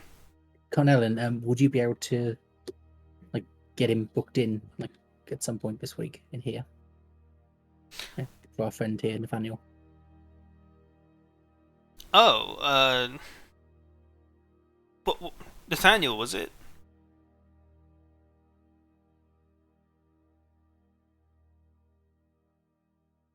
Are you just like stewing and super angry or something, Jay? Needing a moment. Tell me you have heard the name before. These lot, I understood a little. Like, not everyone goes like. This can't just be like. As he's getting angry, I just like slowly reach into my pouch, just getting ready to pull out a horn if things go sideways. Wanda I smiles. really want them to go further sideways. No, it's just sort of cautiously like readying it just in case, out of view, of course. I don't know what you're on about, Nathaniel. I've actually heard his name. Haven't heard yours. Oh, Anxie starts patting you on the shoulder. There's no need to be mean to such a up-and-coming bard. I'm sure he's just trying to get his name out there. There's no need to put a man down when he's just getting his start in life. Oh, yeah. Oh, that's gauchy. Nathaniel, I'm sorry, I seem to have taken your slot within the theatre. Again? Master, what was your name? Nairint. Nairint. When's the next opening that the theatre has? Oh, well, we are quite a busy theatre after all. There's a lot of bookings that have to be done beforehand, a lot of prep work for the necessary provisions to be made. Yeah, but come on, like, when's the next spot available? It's 3 weeks away.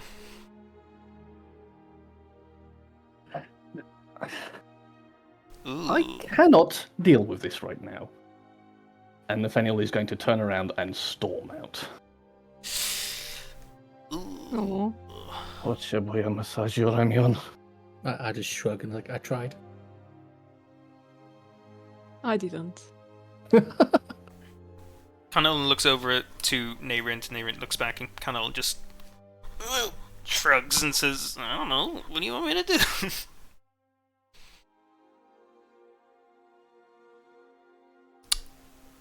Well,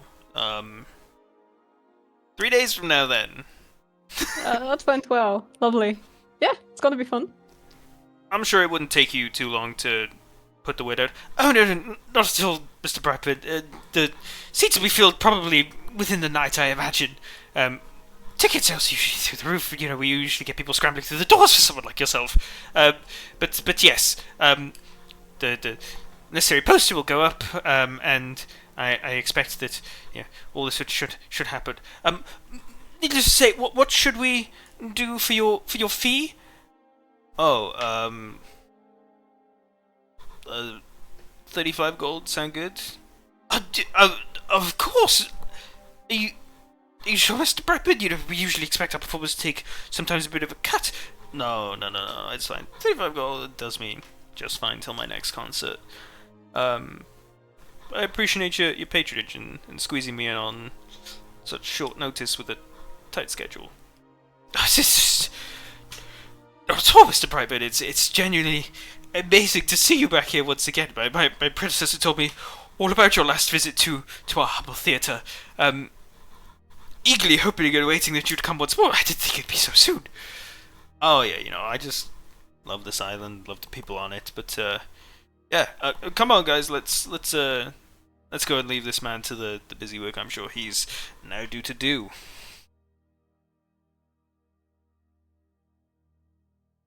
Come on.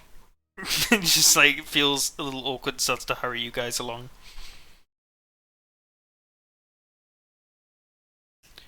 And I'm assuming you guys are walking with him, right? Yeah. Okay. As you walk up to the top of the auditorium, before you get to the doors, he casts the spell on himself once more, and he takes the visage of this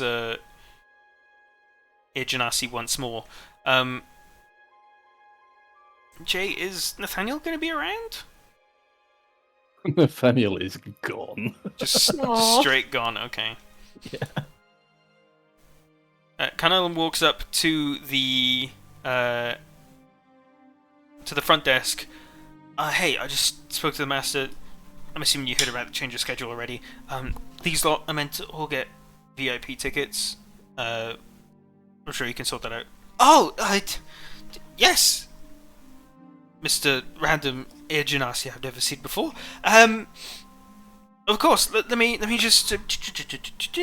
And he holds up 5 tickets. This is for yourselves. And the little clerk behind the desk holds out the 5 tickets for you guys. Who's going to take them? If no one does, I'll take them. I just said, don't let Cedric take him. Yeah, I'll take them. Yeah, there you go. You just show these to the bouncer at the door. You will, of course, get to jump the queue. But yes, we'll be hopefully see you on show day. And you can see how there's a like a row of 5 posters in the background of like each of them, like one after the other, shows a little label underneath it saying 1 day to go, 2 days to go, 3 days to go. You see the one that's labeled as 3 days to go, which just had a picture of some nice silvery dragon's wings and a lute, a musical instrument like that they were sprouted from, starts to get sort of like pulled down and rolled up. Oh man.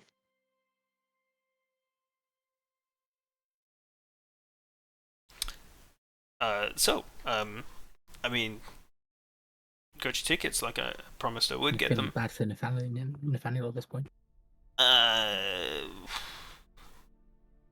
It's Bard world's a dog world, you know.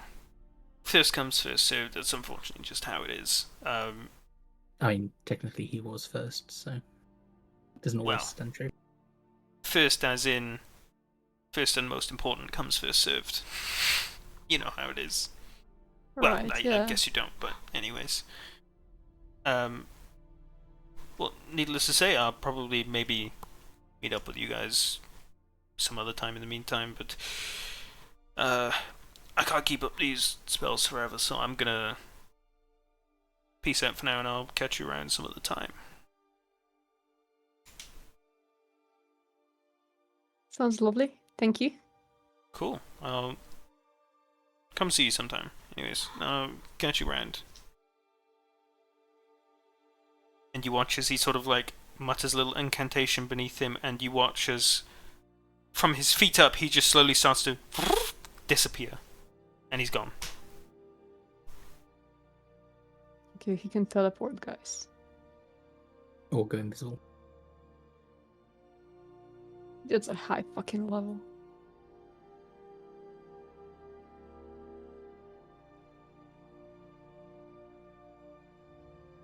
So we have a 6 for our arena battle. Yeah, I think I'm very good at recruiting people, guys. I think so.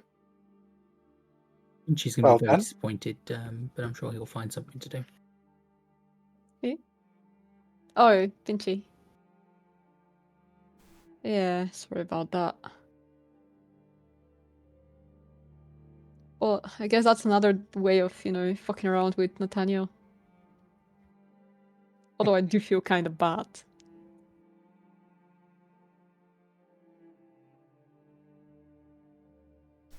It might just throw him off when he sees he walks onto the battlefield with us. I don't think he would be showing his real face, right? I don't think it's really smart.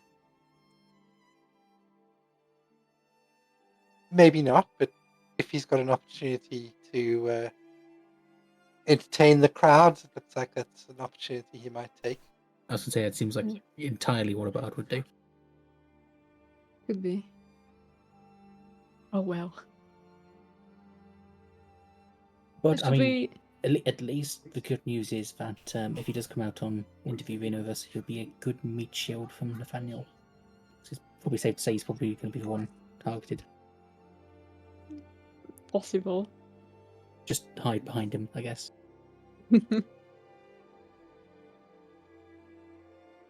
Shall we go to the uppers then? Yeah, let's go to the uppers. While we're on the way to the uppers, can I just stop in a armory store to get some armor and a shield? I guess we go past one. Looking on the map to see if you will pass one. I know there's several dotted around. Yeah, there's one up here. How much would it cost for light armor and a shield? What kind of light armor?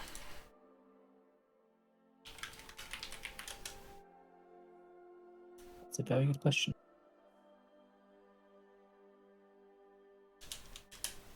I was looking up, so.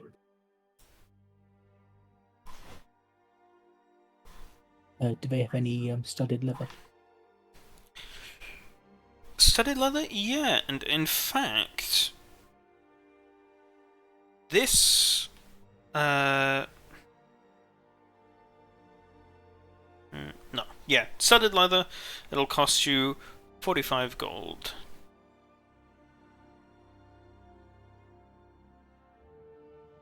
That gives you an AC of 12 plus your dexterity modifier, and you do not have to have disadvantage on stealth. Okay, and would I be able to buy a shield as well for these 10 gold only? Yeah, 10 gold for a shield. Standard, nothing much, but it gives a +2. Okay, yeah, that's good. That's what I need. Okay. By the way, while we are basically moving towards the uppers or anywhere, in fact, I'd like to keep eyes on whether people are following us or we are being, Roll me a perception check.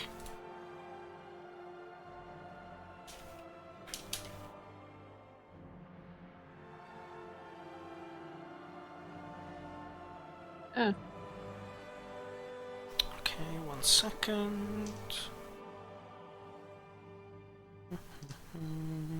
Good question. Do I change my AC with the armor and shield, or do I just make a note of it? You would add an item that puts the thing. Hold on, maybe.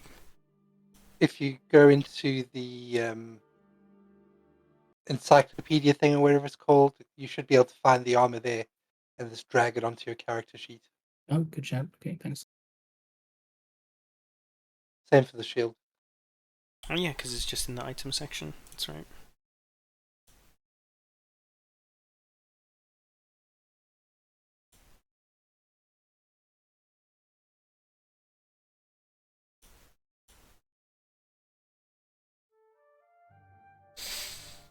Okay. So where are you guys heading? Towards the uppers, basically. And what is Or is your it too early? intention? Well, our meeting with the Oh, that's Lord Chief. right. I forgot about that. Wow. It's like mid-morning right now. So Yes, you, you have. by the time you reach that smithy, you're like 2 hours walk away, and there's like 3 hours to go. Right. Andros, did you still want to go to the magic store? I mean, if we're going past it, We are. be good to get a price list of anything. Okay. I'll just hop into the magic store and just ask for a list of prices quickly.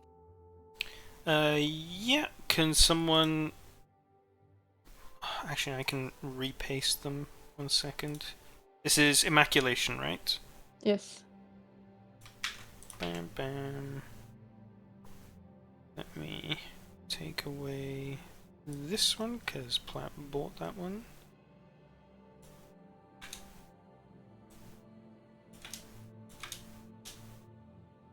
Bam. Those are the 4 items currently available.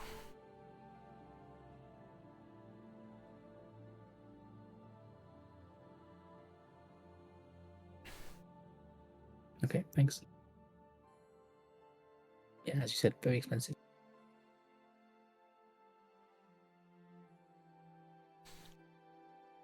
So, is there anything that you were just perusing? Yeah. Only one thing. When we are going, basically, when we are going by the Zenith Institute, I'd like to try and check whether I can see if Drown's there. So you walk up to the front of the Zenith Institute. As you walk to it, feel that familiar force field sort of like holding you there, and you look and you gaze at the as you're walking up to it, the fortifications around it, the void stone walls all around. Now with additional context, sort of like make a lot more sense. As you come to the force field, you see just a bunch of students, people in sort of like the familiar dark purple cloaks, walking around to and fro. Nothing else? You don't see Drant.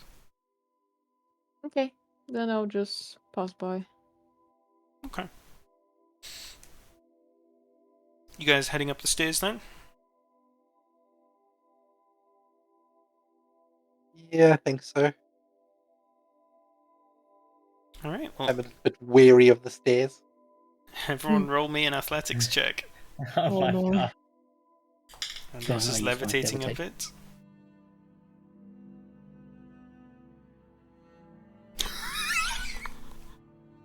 Wait, Decent.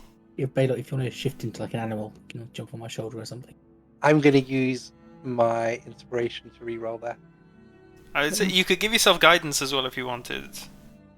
Right, I'll give myself guidance for the next roll. Okay.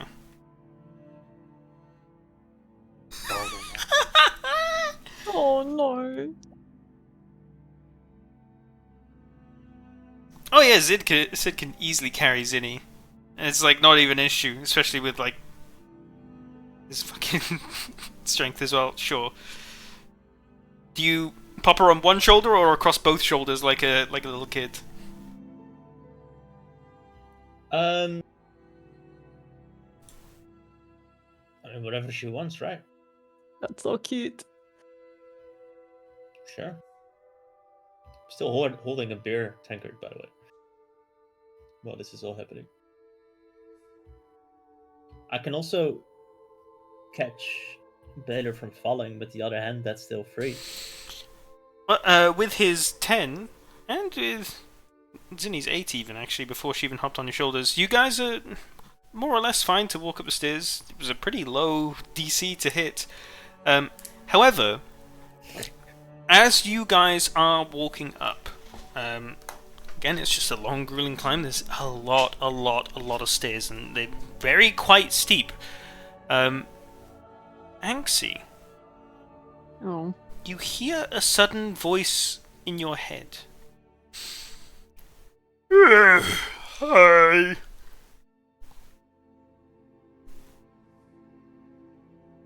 I hear that in my head. Yep. And do I recognize it? Nope. Can I answer to it? Is it like a sending or telepathic speech? What is it? It's just a voice that you hear in your head.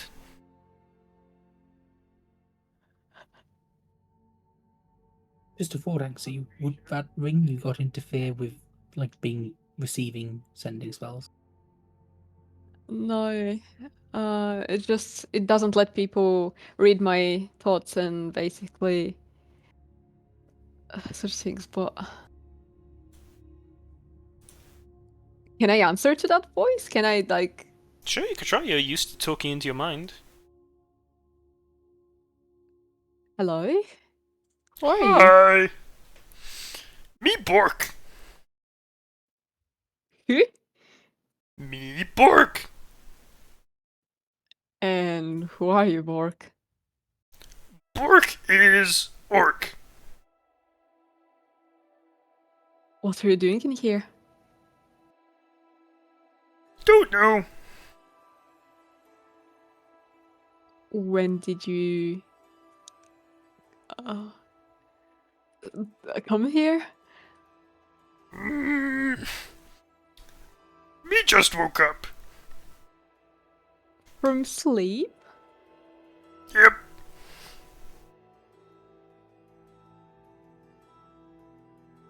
I look extremely terrified.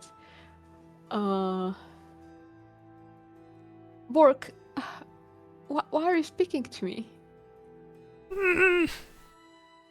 Bork like making friends. And how exactly are you communicating with me?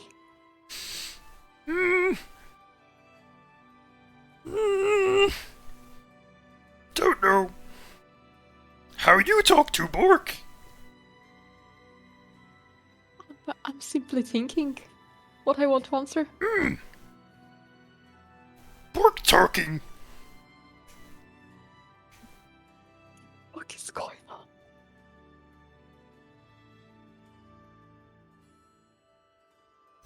your name? I'm Anxi Bork. Okay. Do you know who I am?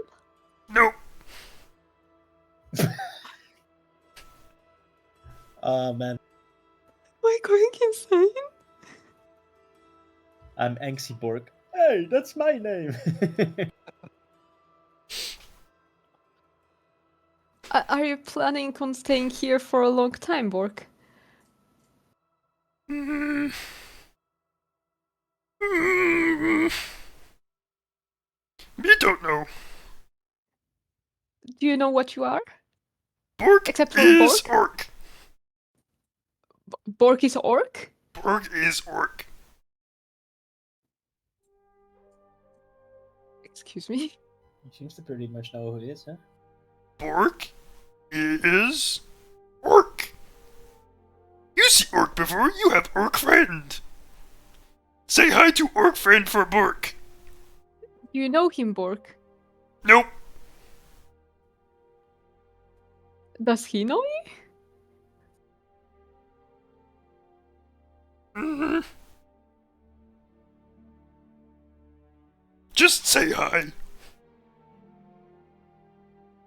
I'll try.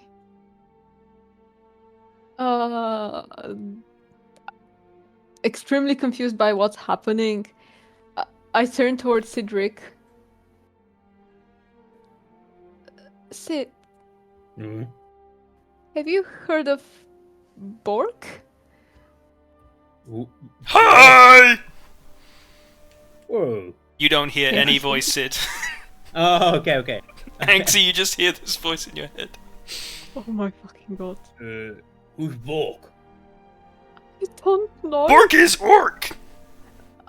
Bork is orc? Oh, Borg the Orc. Do you know him? No. Makes sense though. Very orc name, very common. Hey, Orc can you friend say is hi right! to me? Bork is traditional orc name. Can you say hi? Can you say hi to Borg for me? He said the same thing. So it's shit the orc. Oh no. Alright. We like your friend, Sid. Bork actually likes you, Sid. Yeah. Who doesn't? Everyone else, I I imagine you guys are all walking up together. It sounds like Anxie's having an episode right now. I look extremely terrified, guys. I'm extremely terrified. I'd like to sit okay? down. Are you afraid of heights? Like, Excuse me? I just see your character being terrified and just like asking you, are you afraid of heights? No. There's nothing obvious like around. Guys, that's gonna sound kinda strange, but there's something in my mind currently. What? Walk? There's what? I can't explain it. Something speaking to me. Is not But it doesn't something, seem is to be- Bork! Alright, Bork, shut the fuck up, please. Oh. Alright, I'm freaking out. Something's speaking to me. It's called Borg the Orc. It doesn't know what it is. It doesn't know why Bork it's is here. orc! What? Oh, okay. Oh, I sometimes hear voices as well in my head. But never walked the orc. That sounds kind of depressing. I wish I walked the orc in my head. I wish you had him as well, Cedric. What you have in your head is me talking to you. You! To be fair, if something is invading your mind, yeah, at least he seems pretty friendly. Right, but This fucking day just keeps getting worse and worse. Everyone's just Can I- fucking around. And I put Cindy down and I kind of just walk away. I still stay close, but my back is against you guys, basically. I'm fed up. And I take a moment. I look around. I'm trying to see whether like someone's fucking with me. Whether there's someone like talking to me. Roll a perception check. What were you saying, Zinni? Actually, why do you upset Sid like this? I'm sorry. Wait, wouldn't it be funnier if I keep you on my shoulders and I walk away? Let's do that. Yeah. Oh, God. This voice for I'd like to reroll it with my last. last lucky point. Okay. Is this your last luck point now? Yeah. Oh, I fucking thought.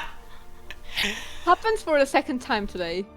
You look around and you can't see anything notable of someone trying to mess with you or anything. You guys are the only people walking up these stairs right now. So, Anxie, have you asked him where he's contacting you from? But he didn't know. Okay. I hand Anxie a horn of silent alarm and ask her to blow it and ask if you can hear it. You don't need to know where the person is you're targeting, just their name, basically. Okay. Before I do that, He's in like 600 yards. guys, do you mind looking around? Someone might be fucking with me. Yeah, I'd look around. Can I roll perception? Roll it. And I use the thingy. Use the horn of silent alarm, and how are you using it? Am I not supposed to use it on someone? Yeah. I know So the you're name of? trying to target Bork. Yes, but I would assume that's actually someone's messing around with me. Okay, I cast it on Bork, I suppose. You guys hear Anxie's breath blow hard into the horn.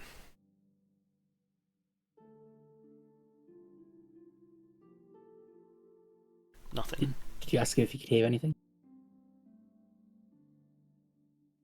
I don't hear anything currently, right? No, you don't. Bork, you there? Hi! Fuck's sake. By the way, this thing was hearing what my friends were saying as well. Correct? Mhm. So there's no fucking way someone's actually messing around with me. You have friends? Say hi Do to you your have friends for Bork. Bork, do you have friends? Bork no have no friends. We can be friends if you tell me what's happening. You want be friends? Possibly. Okay, let's be friends. So, what are you doing in here? A friend would tell me. Are we not friends, Bork?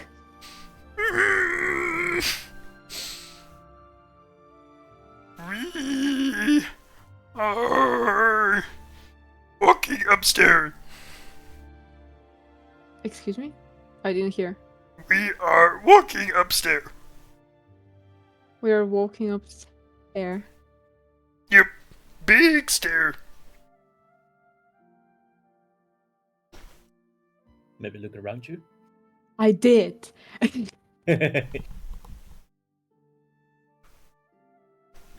What a top of stair. I don't think I can tell you, Bork. Oh, surprise? Yeah. Oh. You'll be so surprised. You have no idea.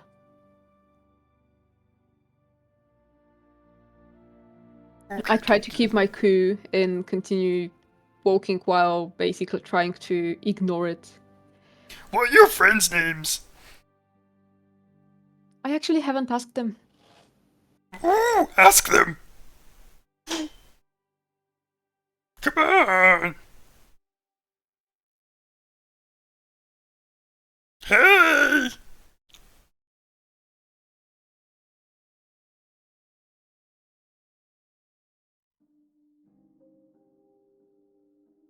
Thanksy. Thanksy. Okay, well, Anxie's either being mentally attacked by an orc or she's going insane. Either way, should we continue? Yes, please. Thanksy. Did this voice this orc that's talking to you? Did he say where he is? Anxie, you there? Nope. He just said he's Borg the Orc. Can he describe his surroundings? Anxie! Borg, Hmm? do you see anything? Me see your friends. From where? In front? Do you see me? Mm, Do you know what I look like? No, So you see through my eyes? I don't know.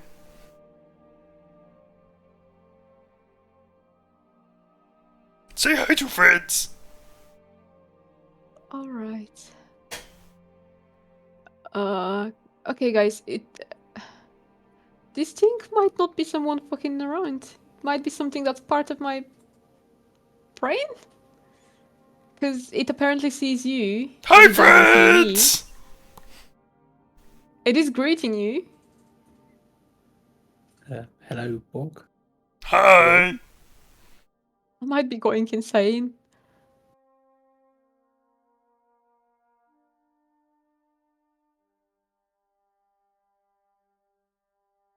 And is this the first time you've heard the voice? Yes. Who this? Can you ask him if he's talked to anyone else before? What name? Orc wants to know your names, guys.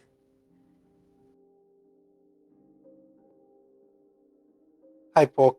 I'm Baylor. Hi, Baylor. He says hi, Baylor. I wave at Anxie. Hi.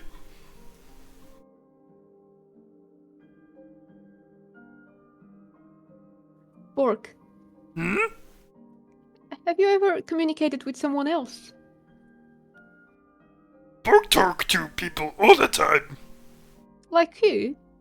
Mm. Borg used to have friends. Borg sometimes talk to, in person. Borg talk to Mama. Who's Borg Mama? talk to Papa. Hmm? Who's Mama and Papa? They are Mama and Papa. Who's Mama and Papa? Yours? Borg parent. Where are they? Mm.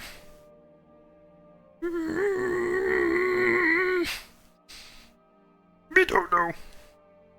Who else did you talk to? Borg used to talk to lots of people. Not Like talk to who? in long time. And why are you talking to me? 'Cause we friends. Right.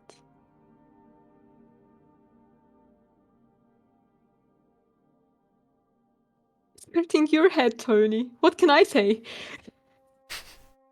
Ah. Can you ask why he decided to start talking to you? I did already. What did he say? Nothing. Where are we going? We're going to see a very important person, Bork. Say hi for Borg. When Anxie's responding, are you saying it out loud? Or are you saying No, I'm talking basically. I'm thinking these things. That's how So- he hears it. From our point of view, you just stood there looking terrified. Yes. I'm just freaking out. Can we see that you're looking terrified? Yes. Because you have the mask on. I removed it. I think even with the mask, you see, I'm guessing, like glancing around quickly and looking. I'm extremely pale. Cackling, by the way. I'm extremely pale in general, but right now I'm just. Can you ask I'm a Borg ghost. if he can talk to any of us as well? Bork, can you speak to my friends? What friend name? Do you see? Well, can you speak to Baylor? Hi, Baylor. In his head. Hi, Baylor. I don't think he can, guys. Do I hear that at all? Nope. No, it's just in my head. Dax, what the fuck? Can I do a medicine check to see if it's like a condition or something? Sure. Roll a medicine check. Can I give guidance or assist? Yeah, sure. As you, Still is picking away tears, by the way. as Guys, you start it's to just assess schizophrenia. Anxie and sort of wait, like take her so there's- temperature. So if you're assisting, do I roll twice? Yes, actually, and then roll with guidance.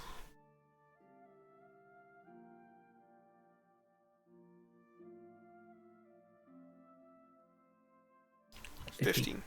You take her temperature, you sort of like take her pulse and these sorts of things. You try to like look for like inflammations in the head or something. Anxie seems in perfectly normal health.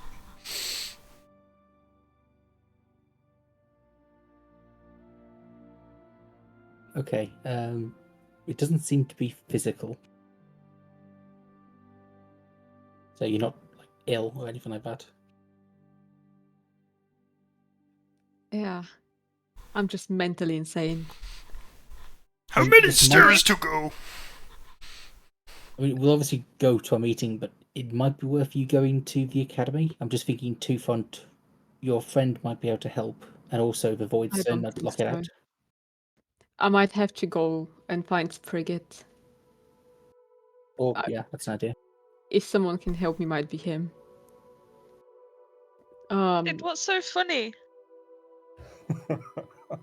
Well, well, so you said to me that you're the voice in my head, which I did not like when I thought about it, and now you have an orc voice in your head.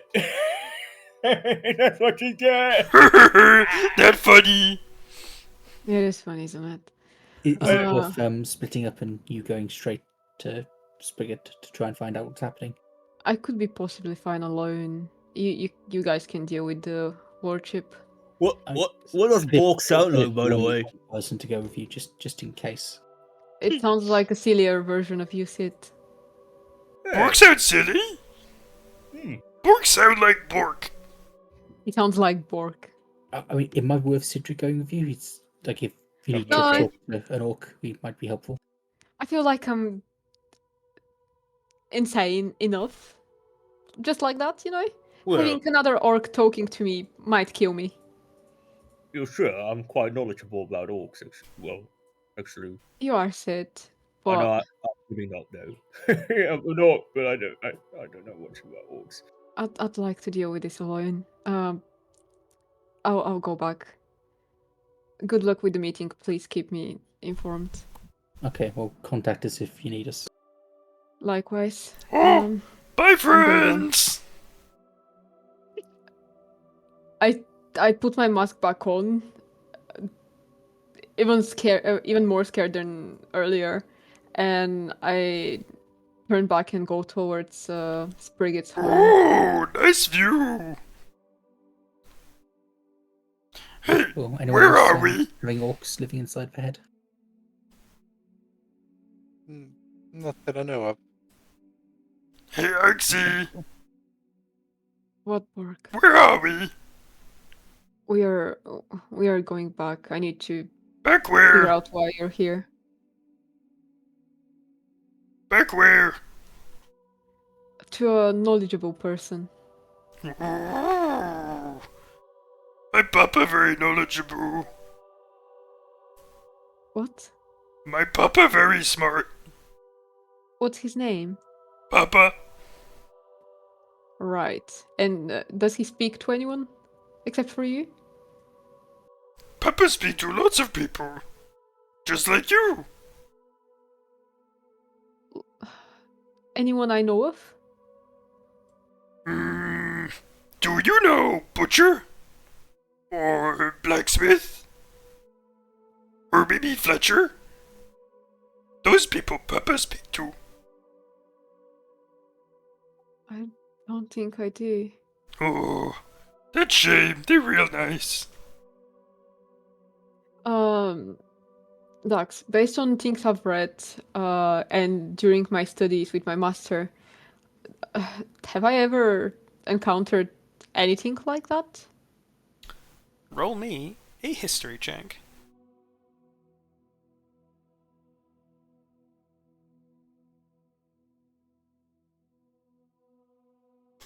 Okay. So, a lot of your books that you read, a lot about history, a lot about famous historical figures, battles, places around the world. There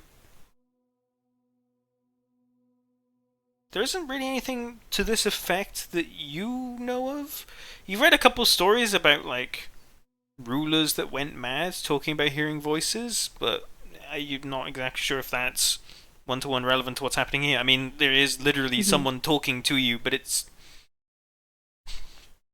like it's not the kind of, like, doesn't seem like the kind of, like, insanity sort of madness. Doesn't seem like schizophrenic. It's like there is, like, someone talking to you. And in my sorcerer studies, there's nothing I've heard of like that. Not that you know of. Right. So who we go speak to? A couple of people work. You're gonna find out. What their names? I'll tell you later. Can you be silent for a bit? I'll be very thankful. I need a few seconds to think. Okay, but go sleep now. Thank you.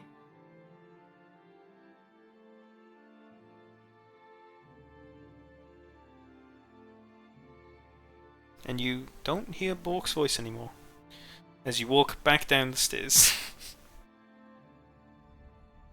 Rest of you guys, what are you doing?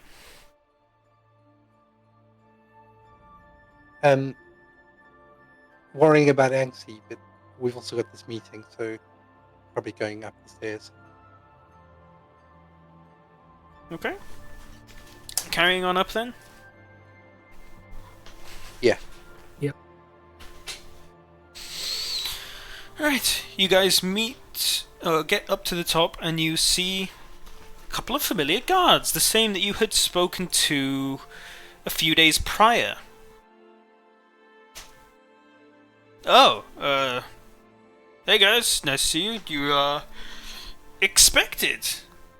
That's something I would not have expected. You're due to meet with the Lord at midday.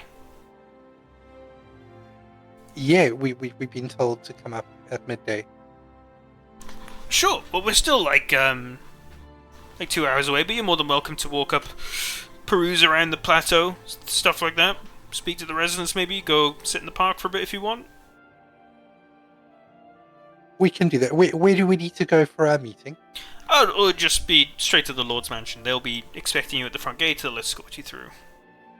Great, thank you. Cool. Well, you have free reign of the plateau. Behave. We will keep an eye on you, but we do that with everyone, so All enjoy right. yourselves. Thank you.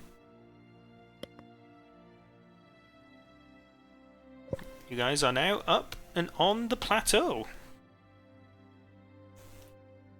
Notably called something different. When you've spoken to residents previously, they've referred to this place as the Mound, but the guards up here have referred to it as the plateau. Out of interest, are there any statues up here? None that you can see. Okay, well, I'll keep an eye out as we're walking around. Be interesting to see if any statues up here get vandalized. Okay. You guys have just got time to kill. What is it exactly you doing right now?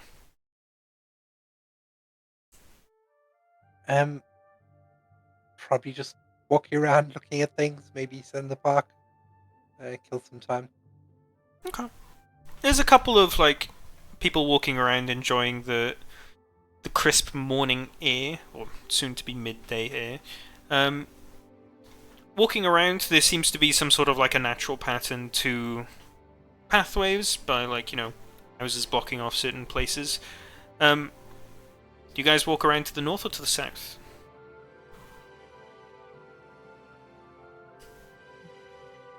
the south. Okay. Coming around the south, you've got a good bask of the sun, because that's the direction that it's pointing from. It's a nice, warm, crisp morning. The weather ahead is genuinely beautiful. But walking around the row of houses, you see a nice sort of, like, very, very neatly laid out little strip of garden with some nice big trees and some fountains in the middle of them. And I'll turn to Andros.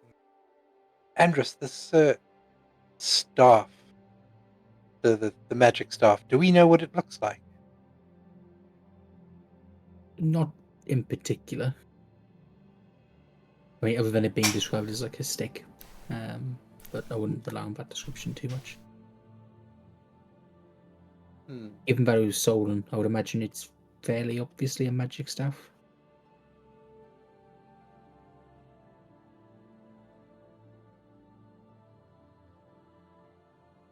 Why? I was wondering if I could locate object from up here on the south while we're facing this ground.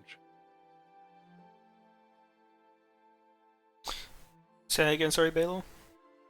I was wondering if I could use locate object on the staff while we're up here facing this ground. Ping locate object into the chat. I'm fairly sure you would need to know a bit more about the object, and Yeah, the range may not even reach it either.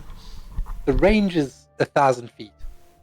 However, it does say an object that I'm familiar with, Okay, unlucky. and I'm not familiar with that, so no. Okay.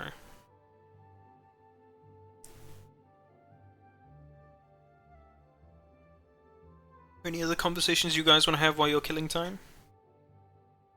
Oh, hang on. I'm going to link this anyway. Alternatively, the spell can locate the nearest object of a particular kind.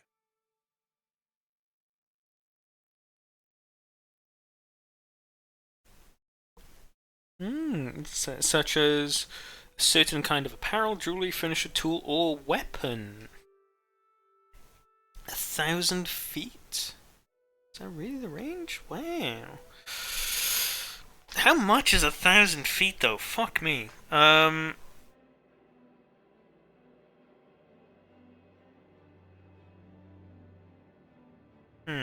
It's about 300 meters. Yeah, but I mean, like, contextually in terms of the game, how big is this? Jay, do you want to try and weigh in looking at the map? How big do you think 1,000 feet is? I mean, it would be 200 tiles in like a regular arena. Right, assuming we zoom in at the park that they're at, these benches are probably, I say, 3 tiles long. Put it in perspective as well, 1,000 feet is somewhere between like a fifth and a sixth of a mile.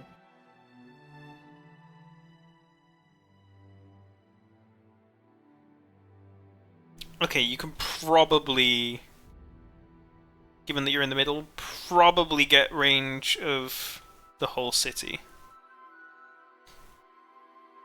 So what is it you're looking for? What, are you casting this then? If I cast this, I'd be looking for a staff that can cast stone shape. Or shape stone, sorry.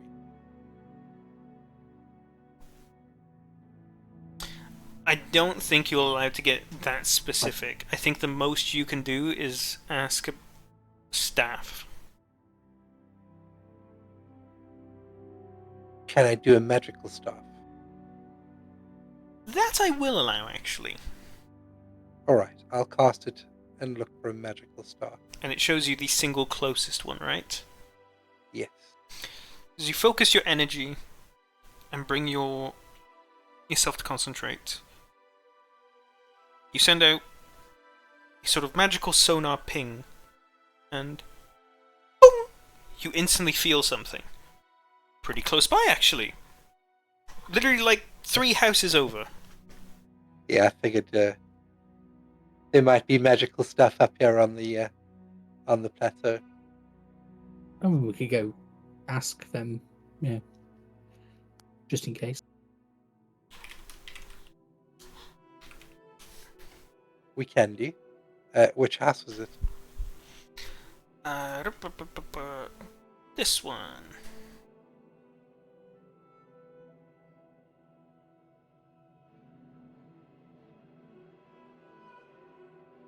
Alright, so guys, I did get a ping for a magical staff real close by. We can ask about it, but I don't think it's the staff that we're looking for.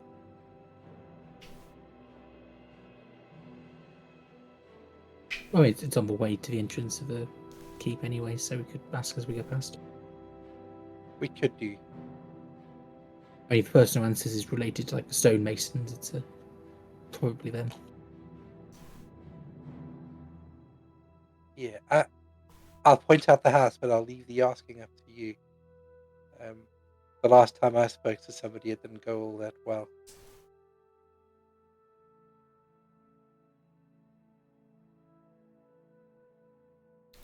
So, Andros? What you I can't doing? think of the best way to ask without seeming extremely sus.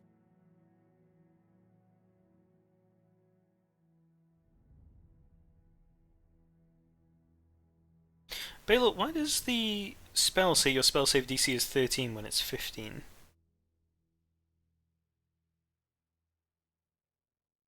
I don't know.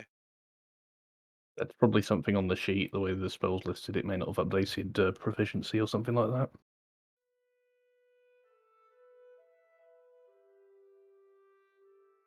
Either that or the source of the spell is using a different spellcasting modifier to your usual. There we go, that's better. Okay. You need to go into the cogwheel and change the spellcasting ability from spell to wisdom. Right. Because wisdom is what your spell save DC is based off of. Indeed. Yeah. Okay. Okay, well, we go up to the house, knock on the door.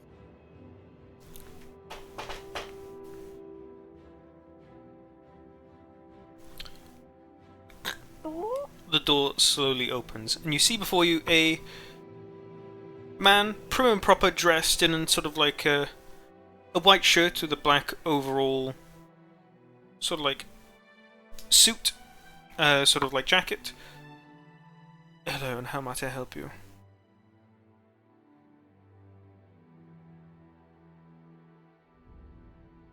So, just thinking.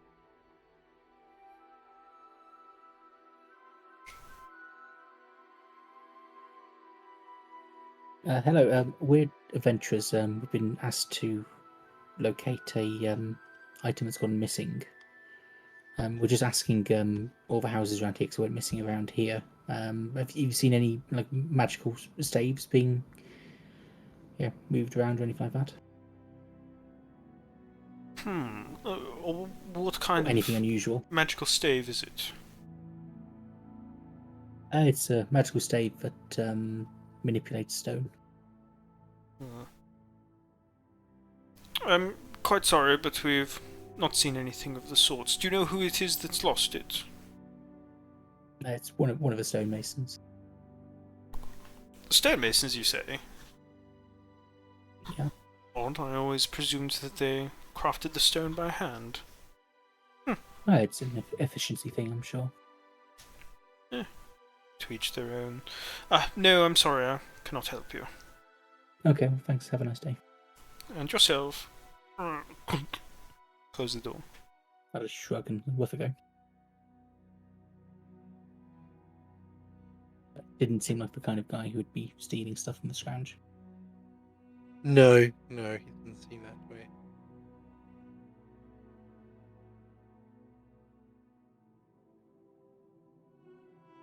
If we poke around, sort of around the walls of the house, do we notice any sort of like servants' quarters? If you poke around the house, what do you mean by that? Like the outside of the house, if we just look around. Are there any like servants' quarters entrances or anything like that? This house, by the way, is quite the magnificent mansion-style house on its own. It's a very, very big house.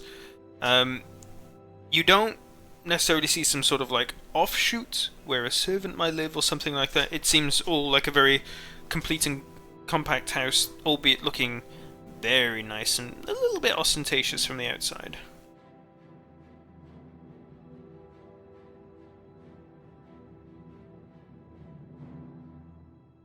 Okay.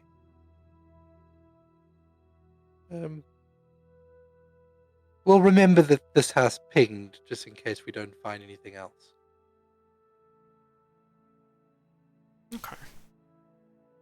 Is there anything else you guys would like to do while you're killing time?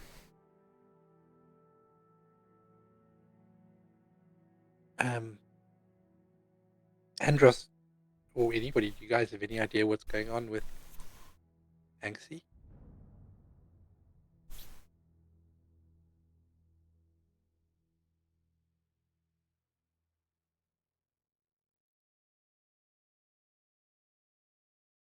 Seems not.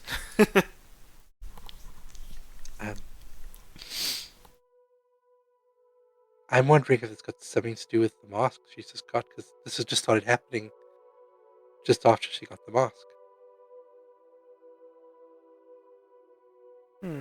Yeah, so I'm not overly sure. I'm more familiar with like eldritch horrors talking to people in their dreams and such, not so much orcs.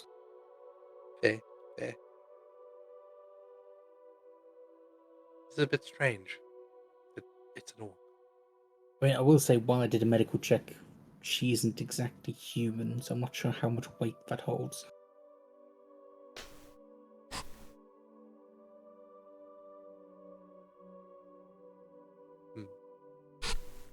It's quite concerning. I hope we can finish up here quickly and then get back there and make sure she's okay. Speaking of, we find ourselves at the foot of the steps of the plateau. Anxie, where is it that you are heading to? That's pretty good, but on the way there, I'd like to send a message. Sure. With my pearl of power. Okay. I'll That send grants you the you a message. spell slot back, right? Yes, Okay. up to 3rd level currently. Would you like to read the message out loud, or is it just you want to keep it in the DMs? Doesn't really matter. So the message is, Master, something odd is happening. There is a voice in my head that speaks to me and hears anything I do. Am I going insane? And I send it to my master, basically. Okay. You send the sending spell off, and you feel it float out into the ether, and you feel it connect with its destination. Ponders for a sec.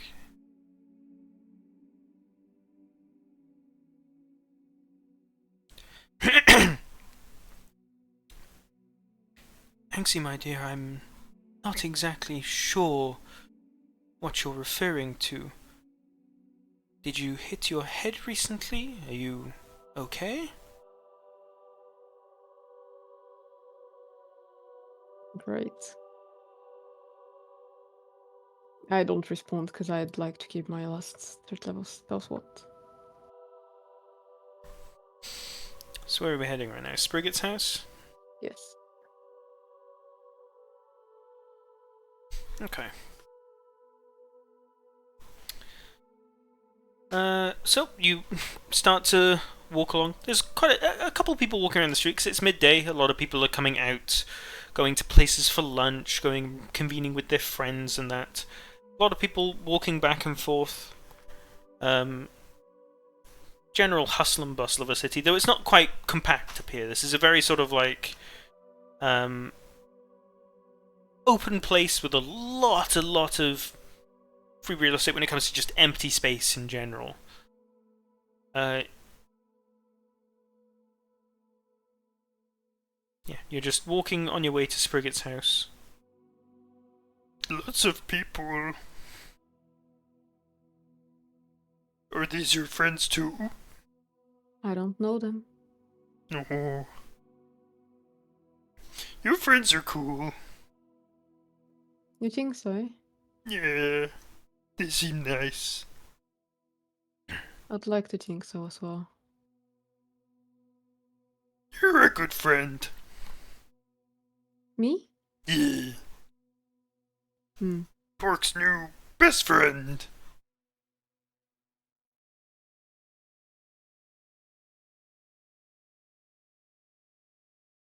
What happened to you sleeping? Pork got tired of sleeping. I see.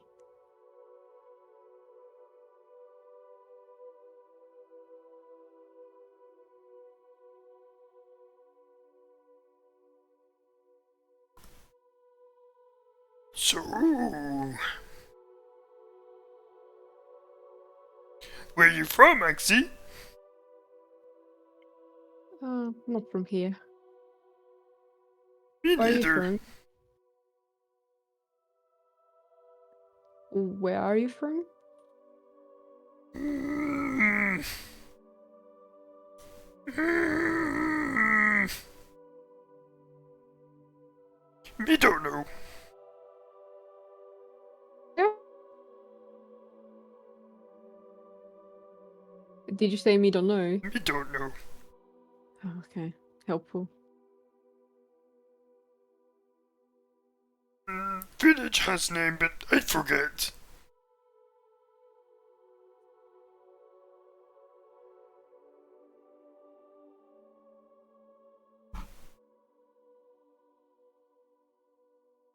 Speaking of Ask him character, about the village.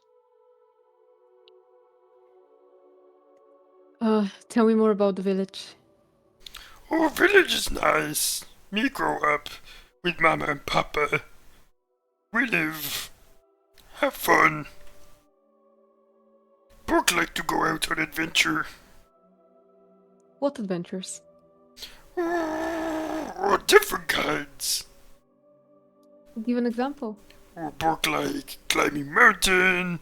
Pork like making new friends. Pork sometimes go in dungeon, but it's scary and dark. Hmm. Do you go on adventures? Sometimes. What What kind of was the adventures last- did you go on? Similar to yours. What is the last adventure you were to?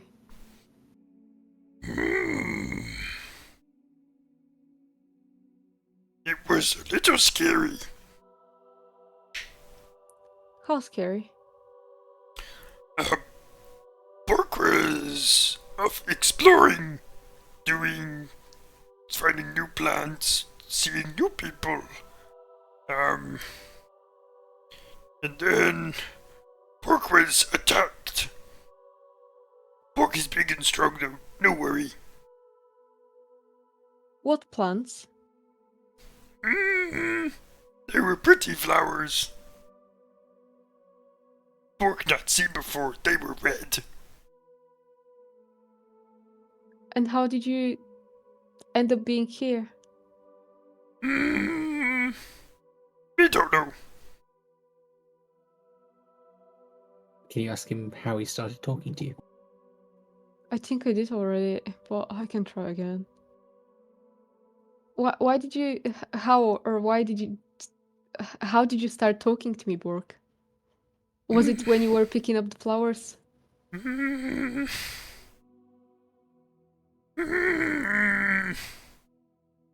Pork just talk.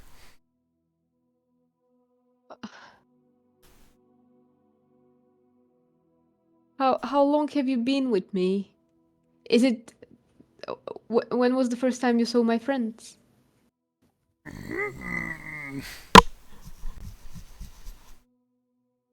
Pork don't really know. Sense of time is difficult. Pork not know how many days since he last seen Papa. You lost your papa? Maybe Papa at home. Bork, do you remember a giant spider? Spider? Yes. Pork see spiders before. Big spiders, big as hand.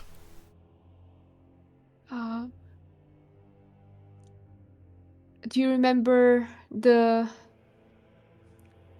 Do you remember Edgewood and the Goliath? What this? The huge monster. Pork has faced big monster before. Pork killed big monster.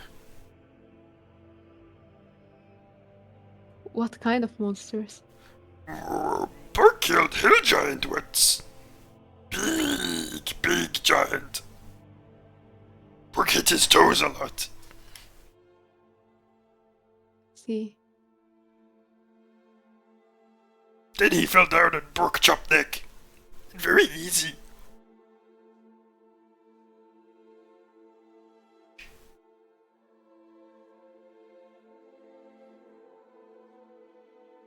Am I anywhere near Sprigget's home?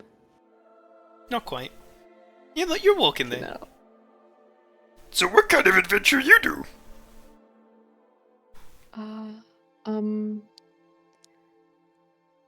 I'm researching, and sometimes I'm fighting monsters. What kind of monster? You haven't seen them? Pork see lots of monster.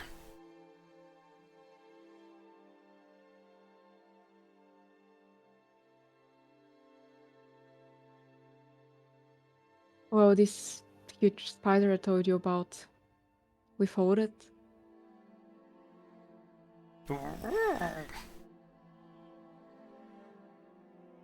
Follow where? On this island.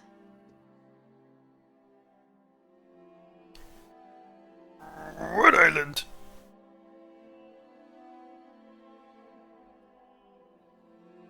The place you can see now.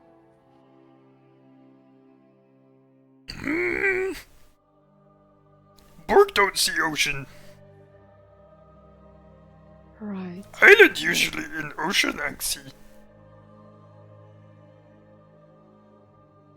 You are correct.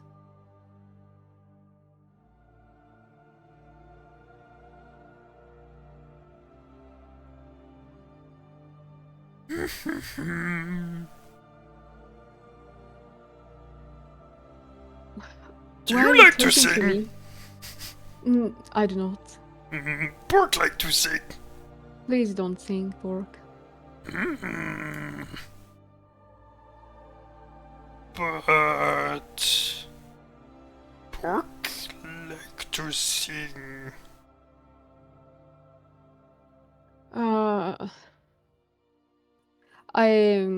I tried to remove the ring I have.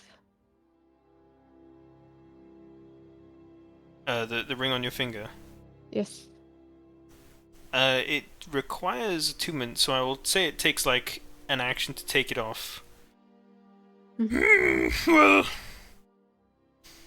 Pork maybe go sing somewhere else. You must be fucking kidding me. You slip the ring off.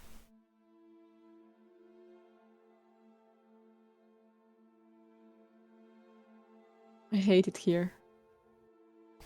I mean, do you still hear anything with the ring off? Nope.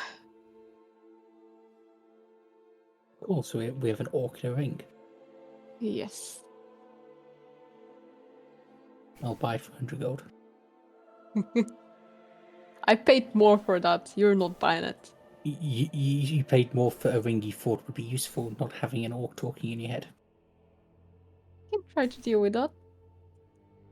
You're not gonna, like, break the curse and get rid of Bork. He seems friendly. Right.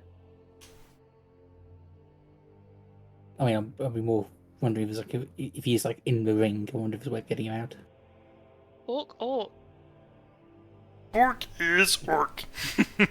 The new quest is to save Bork.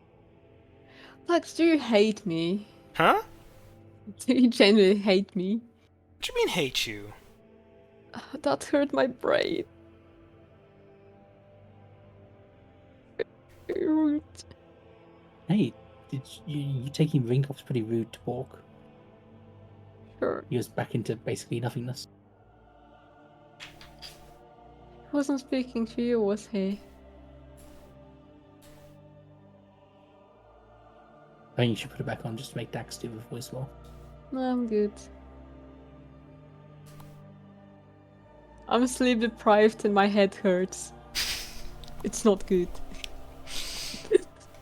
Have you tried to reach out to Bork now that you've taken the ring off to make sure that it is the ring? He literally said he's leaving when I was removing it, so I suppose I can't. I'll still try to check whether he's there, obviously, once, like, at least 5 to 10 minutes pass, just to make sure, but I'm pretty confident. How are you trying to reach out to him? I'm speaking in my head, basically. I'm thinking of him.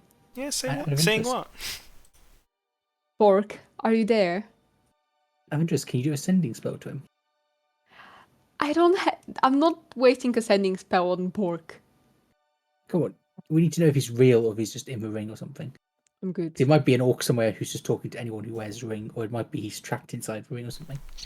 Yeah, I don't remember this happening in Lord of the Rings. I mean, if he is trapped in the ring, I think we need to help him. He seems friendly. that's Bork why I'm going Orc! to a wizard. And he would make having 2 orcs on the team would be pretty cool. Sure. After you call out to Bork, you don't get any response. Oh, shocker.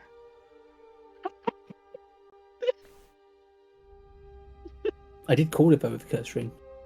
Yeah, you did. God, I'm just let out the biggest keck. Can we move on to something Oh, else? just a funny thought. You could give it as a gift to Nathaniel to say, sorry for taking his booking. No, no. Wait, you're not with the rest of us, right? No, I'm alone. I want you to give this ring to Sid. I want you to give it to Sid. Guys, I need the ring, you know that? Yeah, but the ring might not do what it's intended to do if it's also got an orcs in it. Yeah, that's why I'm going to a powerful wizard to check. Just whatever you do, don't give it a Bork. We need to save him. Okay. You do eventually make it to Sprigget's house. I knock on the door. Does anyone answer? A older but beautiful looking gnomish woman comes and opens the door. Oh, hello. How may I help you? Hello. Is this Mr. Sprigget's home? Why, yes it is. What may he be doing speaking to such a beautiful young girl like yourself? She says, folding her arms. Oh, you're being way too kind. We met him a while back and he shared some of his knowledge with us.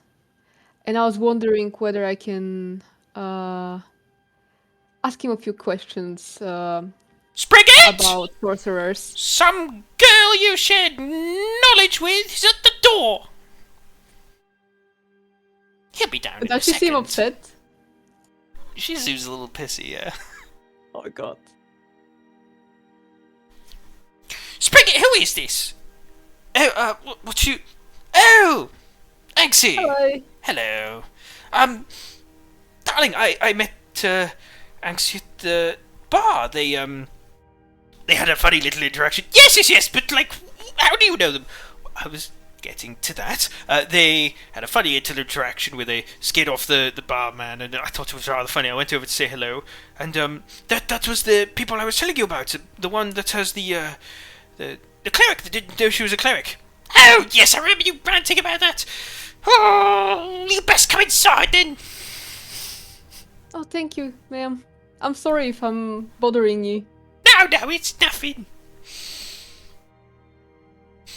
And she leads you into the house. It's a nice, beautiful, decorated house and interior, as you would expect of a house in the uppers. Different to the other house, this is just a house in of itself. There is no, like, apartments or anything here. Actually, it's, lovely to meet you again as always. Are you here alone without your troop this time? Sadly, yes. The rest of us had to go to a meeting. Something extremely weird happened, and I had to leave. Oh. And you were the first person I told of that could possibly help me. Right. What seems to be the problem? I started hearing a random voice inside my head, and this creature, which ended up being an orc, was basically seeing everything I see and hearing everything I hear. However, they didn't know how they ended up being there, or why they are there, or who in fact they are, except for being an orc. And after thinking I might be insane for a while and blaming it on my sorcerer's powers, it turns out that it's actually coming from this ring. Would you mind looking into it? Maybe something's possessing it, or there is a curse on it. Ooh. Curse. Let me see.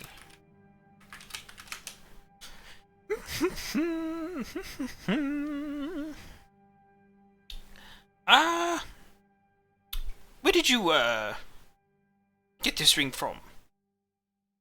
Oh, I bought it from Immaculations. Oh, yes, I know the gentleman there is. Bit of an oddball, but he knows his stuff. Come sit down. And they take you into this small gnomish abode. They sort of like gesture you to the sofa that is meant to sit like 2, maybe 3 gnomes. And you sit down and you take up the whole thing. And the little coffee table comes like way down. Your knees are like way far up because you're like put your feet on the floor and you're like barely off the floor. It's a scaled down place, definitely not somewhere for someone of a medium proportion to be. This ring, what is it exactly? So, this rank is supposed to prevent people from reading my thoughts, and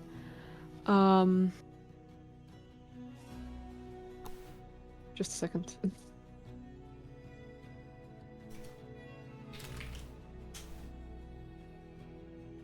And to determine whether I'm being deceptive, or know whether I'm good or evil. Such things. Interesting. And they can only communicate to me telepathically if I let them. Right. Interesting. Okay. However, it seems like as a bonus to this ring, there is an additional effect, which I didn't really know of. Right. Well, if it's a matter of curses, I do possess a spell to remove curses. Is there a way of finding out whether there is anything special about it? Maybe a secret. Well, if it's not a curse, maybe there is a being living inside of it. I suppose I can identify it as well, though I'm assuming that you've done this. Well, I'm assuming that the gentleman in Immaculation had already identified it. Give it here, allow me to see it. Yes, of course. He holds it in his hand. Takes up like most of his palm because it's a ring meant for someone considerably bigger. And so like holds his hand hovering over it. And so like closes his eyes as you watch like little blue wisps of energy run around his hand.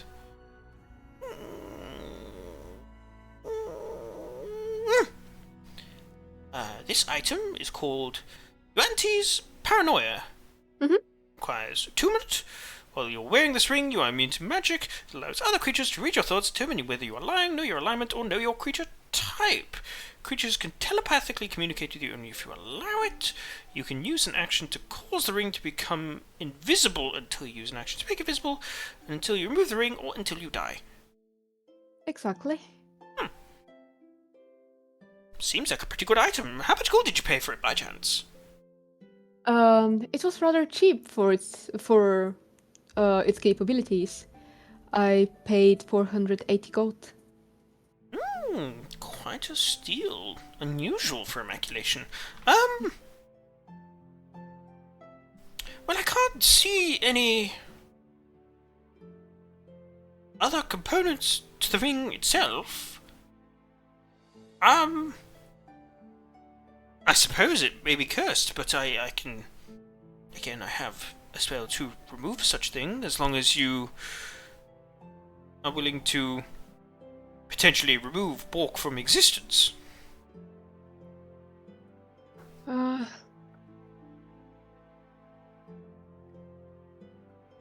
could maybe think about it before we do that. But if I happen to get rid of Bork... Wait, how did you know his name? I didn't mention it. Did you not say it? No. Whoops, okay, never mind, I'll take it back. Oh, so he didn't say it. Yeah, I was only saying because I thought you said it. My bad. No, I said basically an orc. Okay. I'd like to think about it. Maybe I can find a way of figuring out whether this creature is trapped in there, helping them. It would be evil of me to cease from existence a creature like that. And so, the orc was having a conversation with you? Yes. It's rather strange. Orcs are not known for their I was conversational as you are. skills. He was not very good at it, let me tell you. Oh, right. However, they did tell me that they've actually done some adventuring, and they fought a giant, and they mentioned they had a mom and dad, and that their dad is maybe gone. Well, I'm sure this adventuring included raping and pillaging as well. Orcish people are the kinds of... usually brutes. Though, I saw your friends here, they seemed perfectly fine themselves, but they are the minority of cases. I do. Was he particularly aggressive, this orc? No. Oh. He was trying to be friends with me. Also interesting. Right. Yes.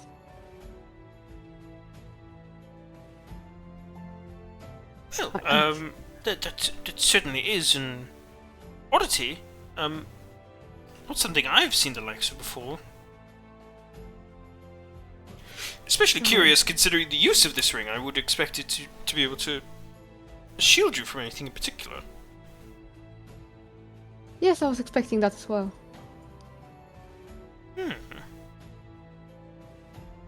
Well, I mean, should you want to? I do have this remove curse spell. It is at your whim whether we should use it on the ring or not.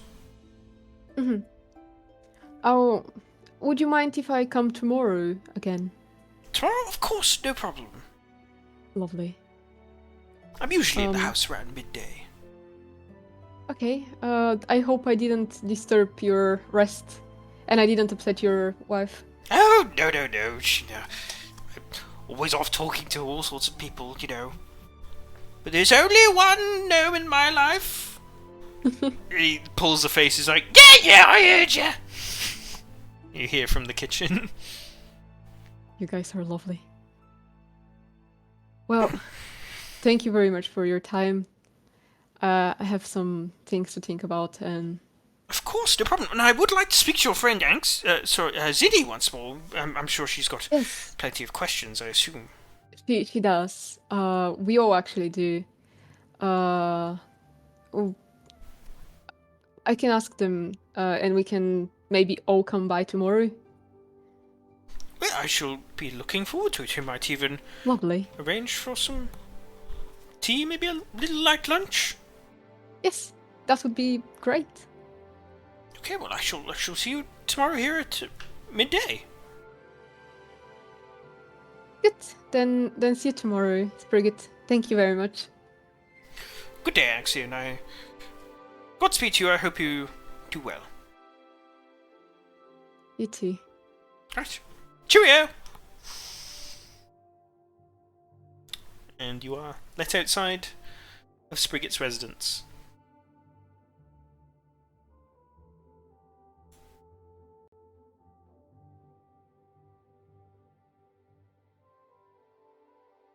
What are you doing with this ring, Anxie? I put it back on. Okay.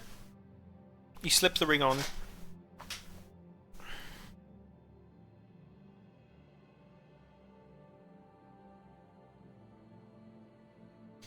What are you doing? Where are you heading?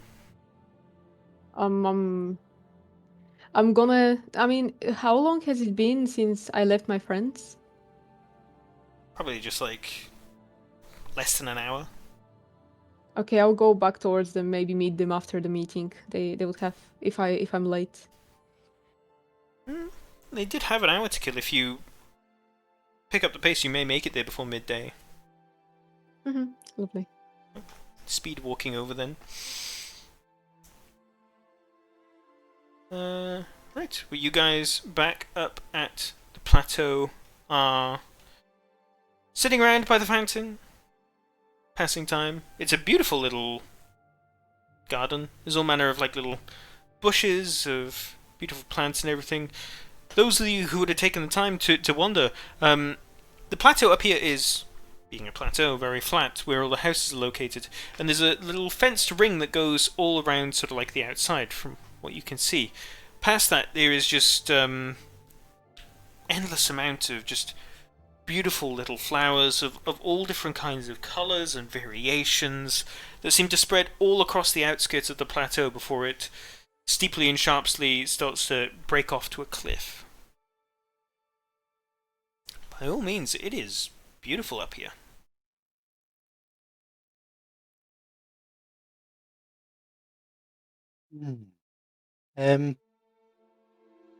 We'll enjoy the view, but mostly waiting for time to pass so we can go to the meeting, I think. Okay.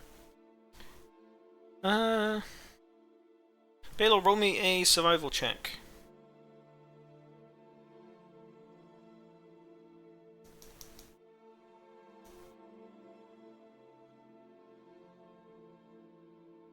Okay. You have a pretty good grasp of time as it's passing, watching the sun sort of like trail through the sky.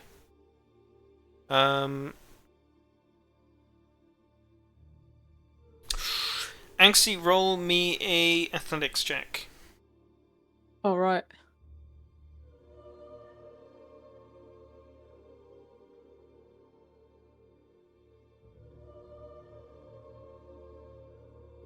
Right.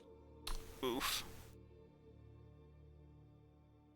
You're making about normal time coming up the stairs. Speed walking though, you do make like pretty good time. I would say,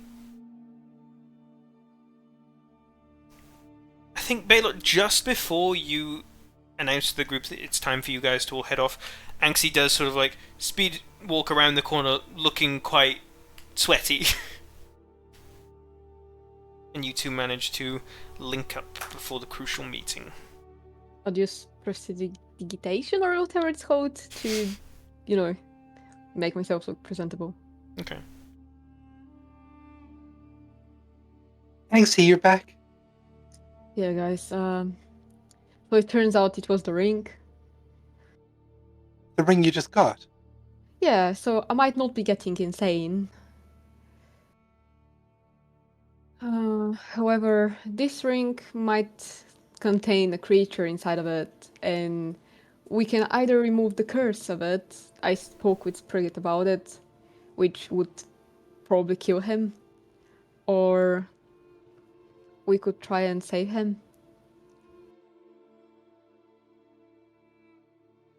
I'm all for wanting to save the guy. Yeah. Did Sprigget give you any idea of how we do that?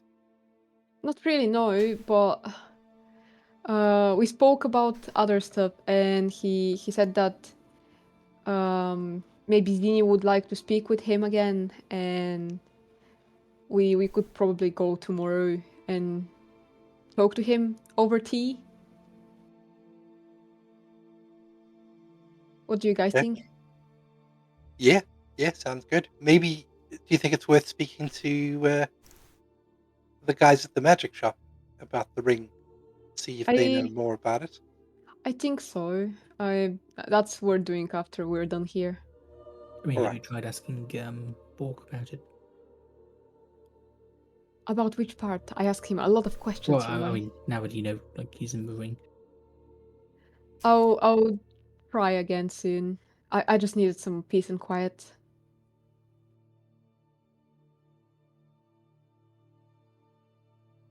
Okay. Alright, well, it's just about midday. I think we should make our way to the front gates of this Mhm.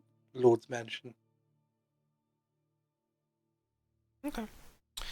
Cutting through the houses into the inner lane, so to say, of the plateau, you start making your way to the wall that surrounds the Lord's mansion. Thankfully, the map was fairly detailed, even about this high of a place up here. This hand-painted map really coming in handy for you guys. And you do start to make your way towards the gates surrounding the big wall that encloses this mansion. And is it at this point that I think is a good time to end the session, because my throat is getting a little dry and raspy, and I'm a little tired as well. I think that's a good ending point.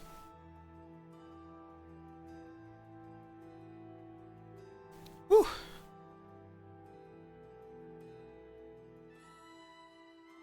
How you guys doing? Rank insane. I'm pretty happy I managed to work it out.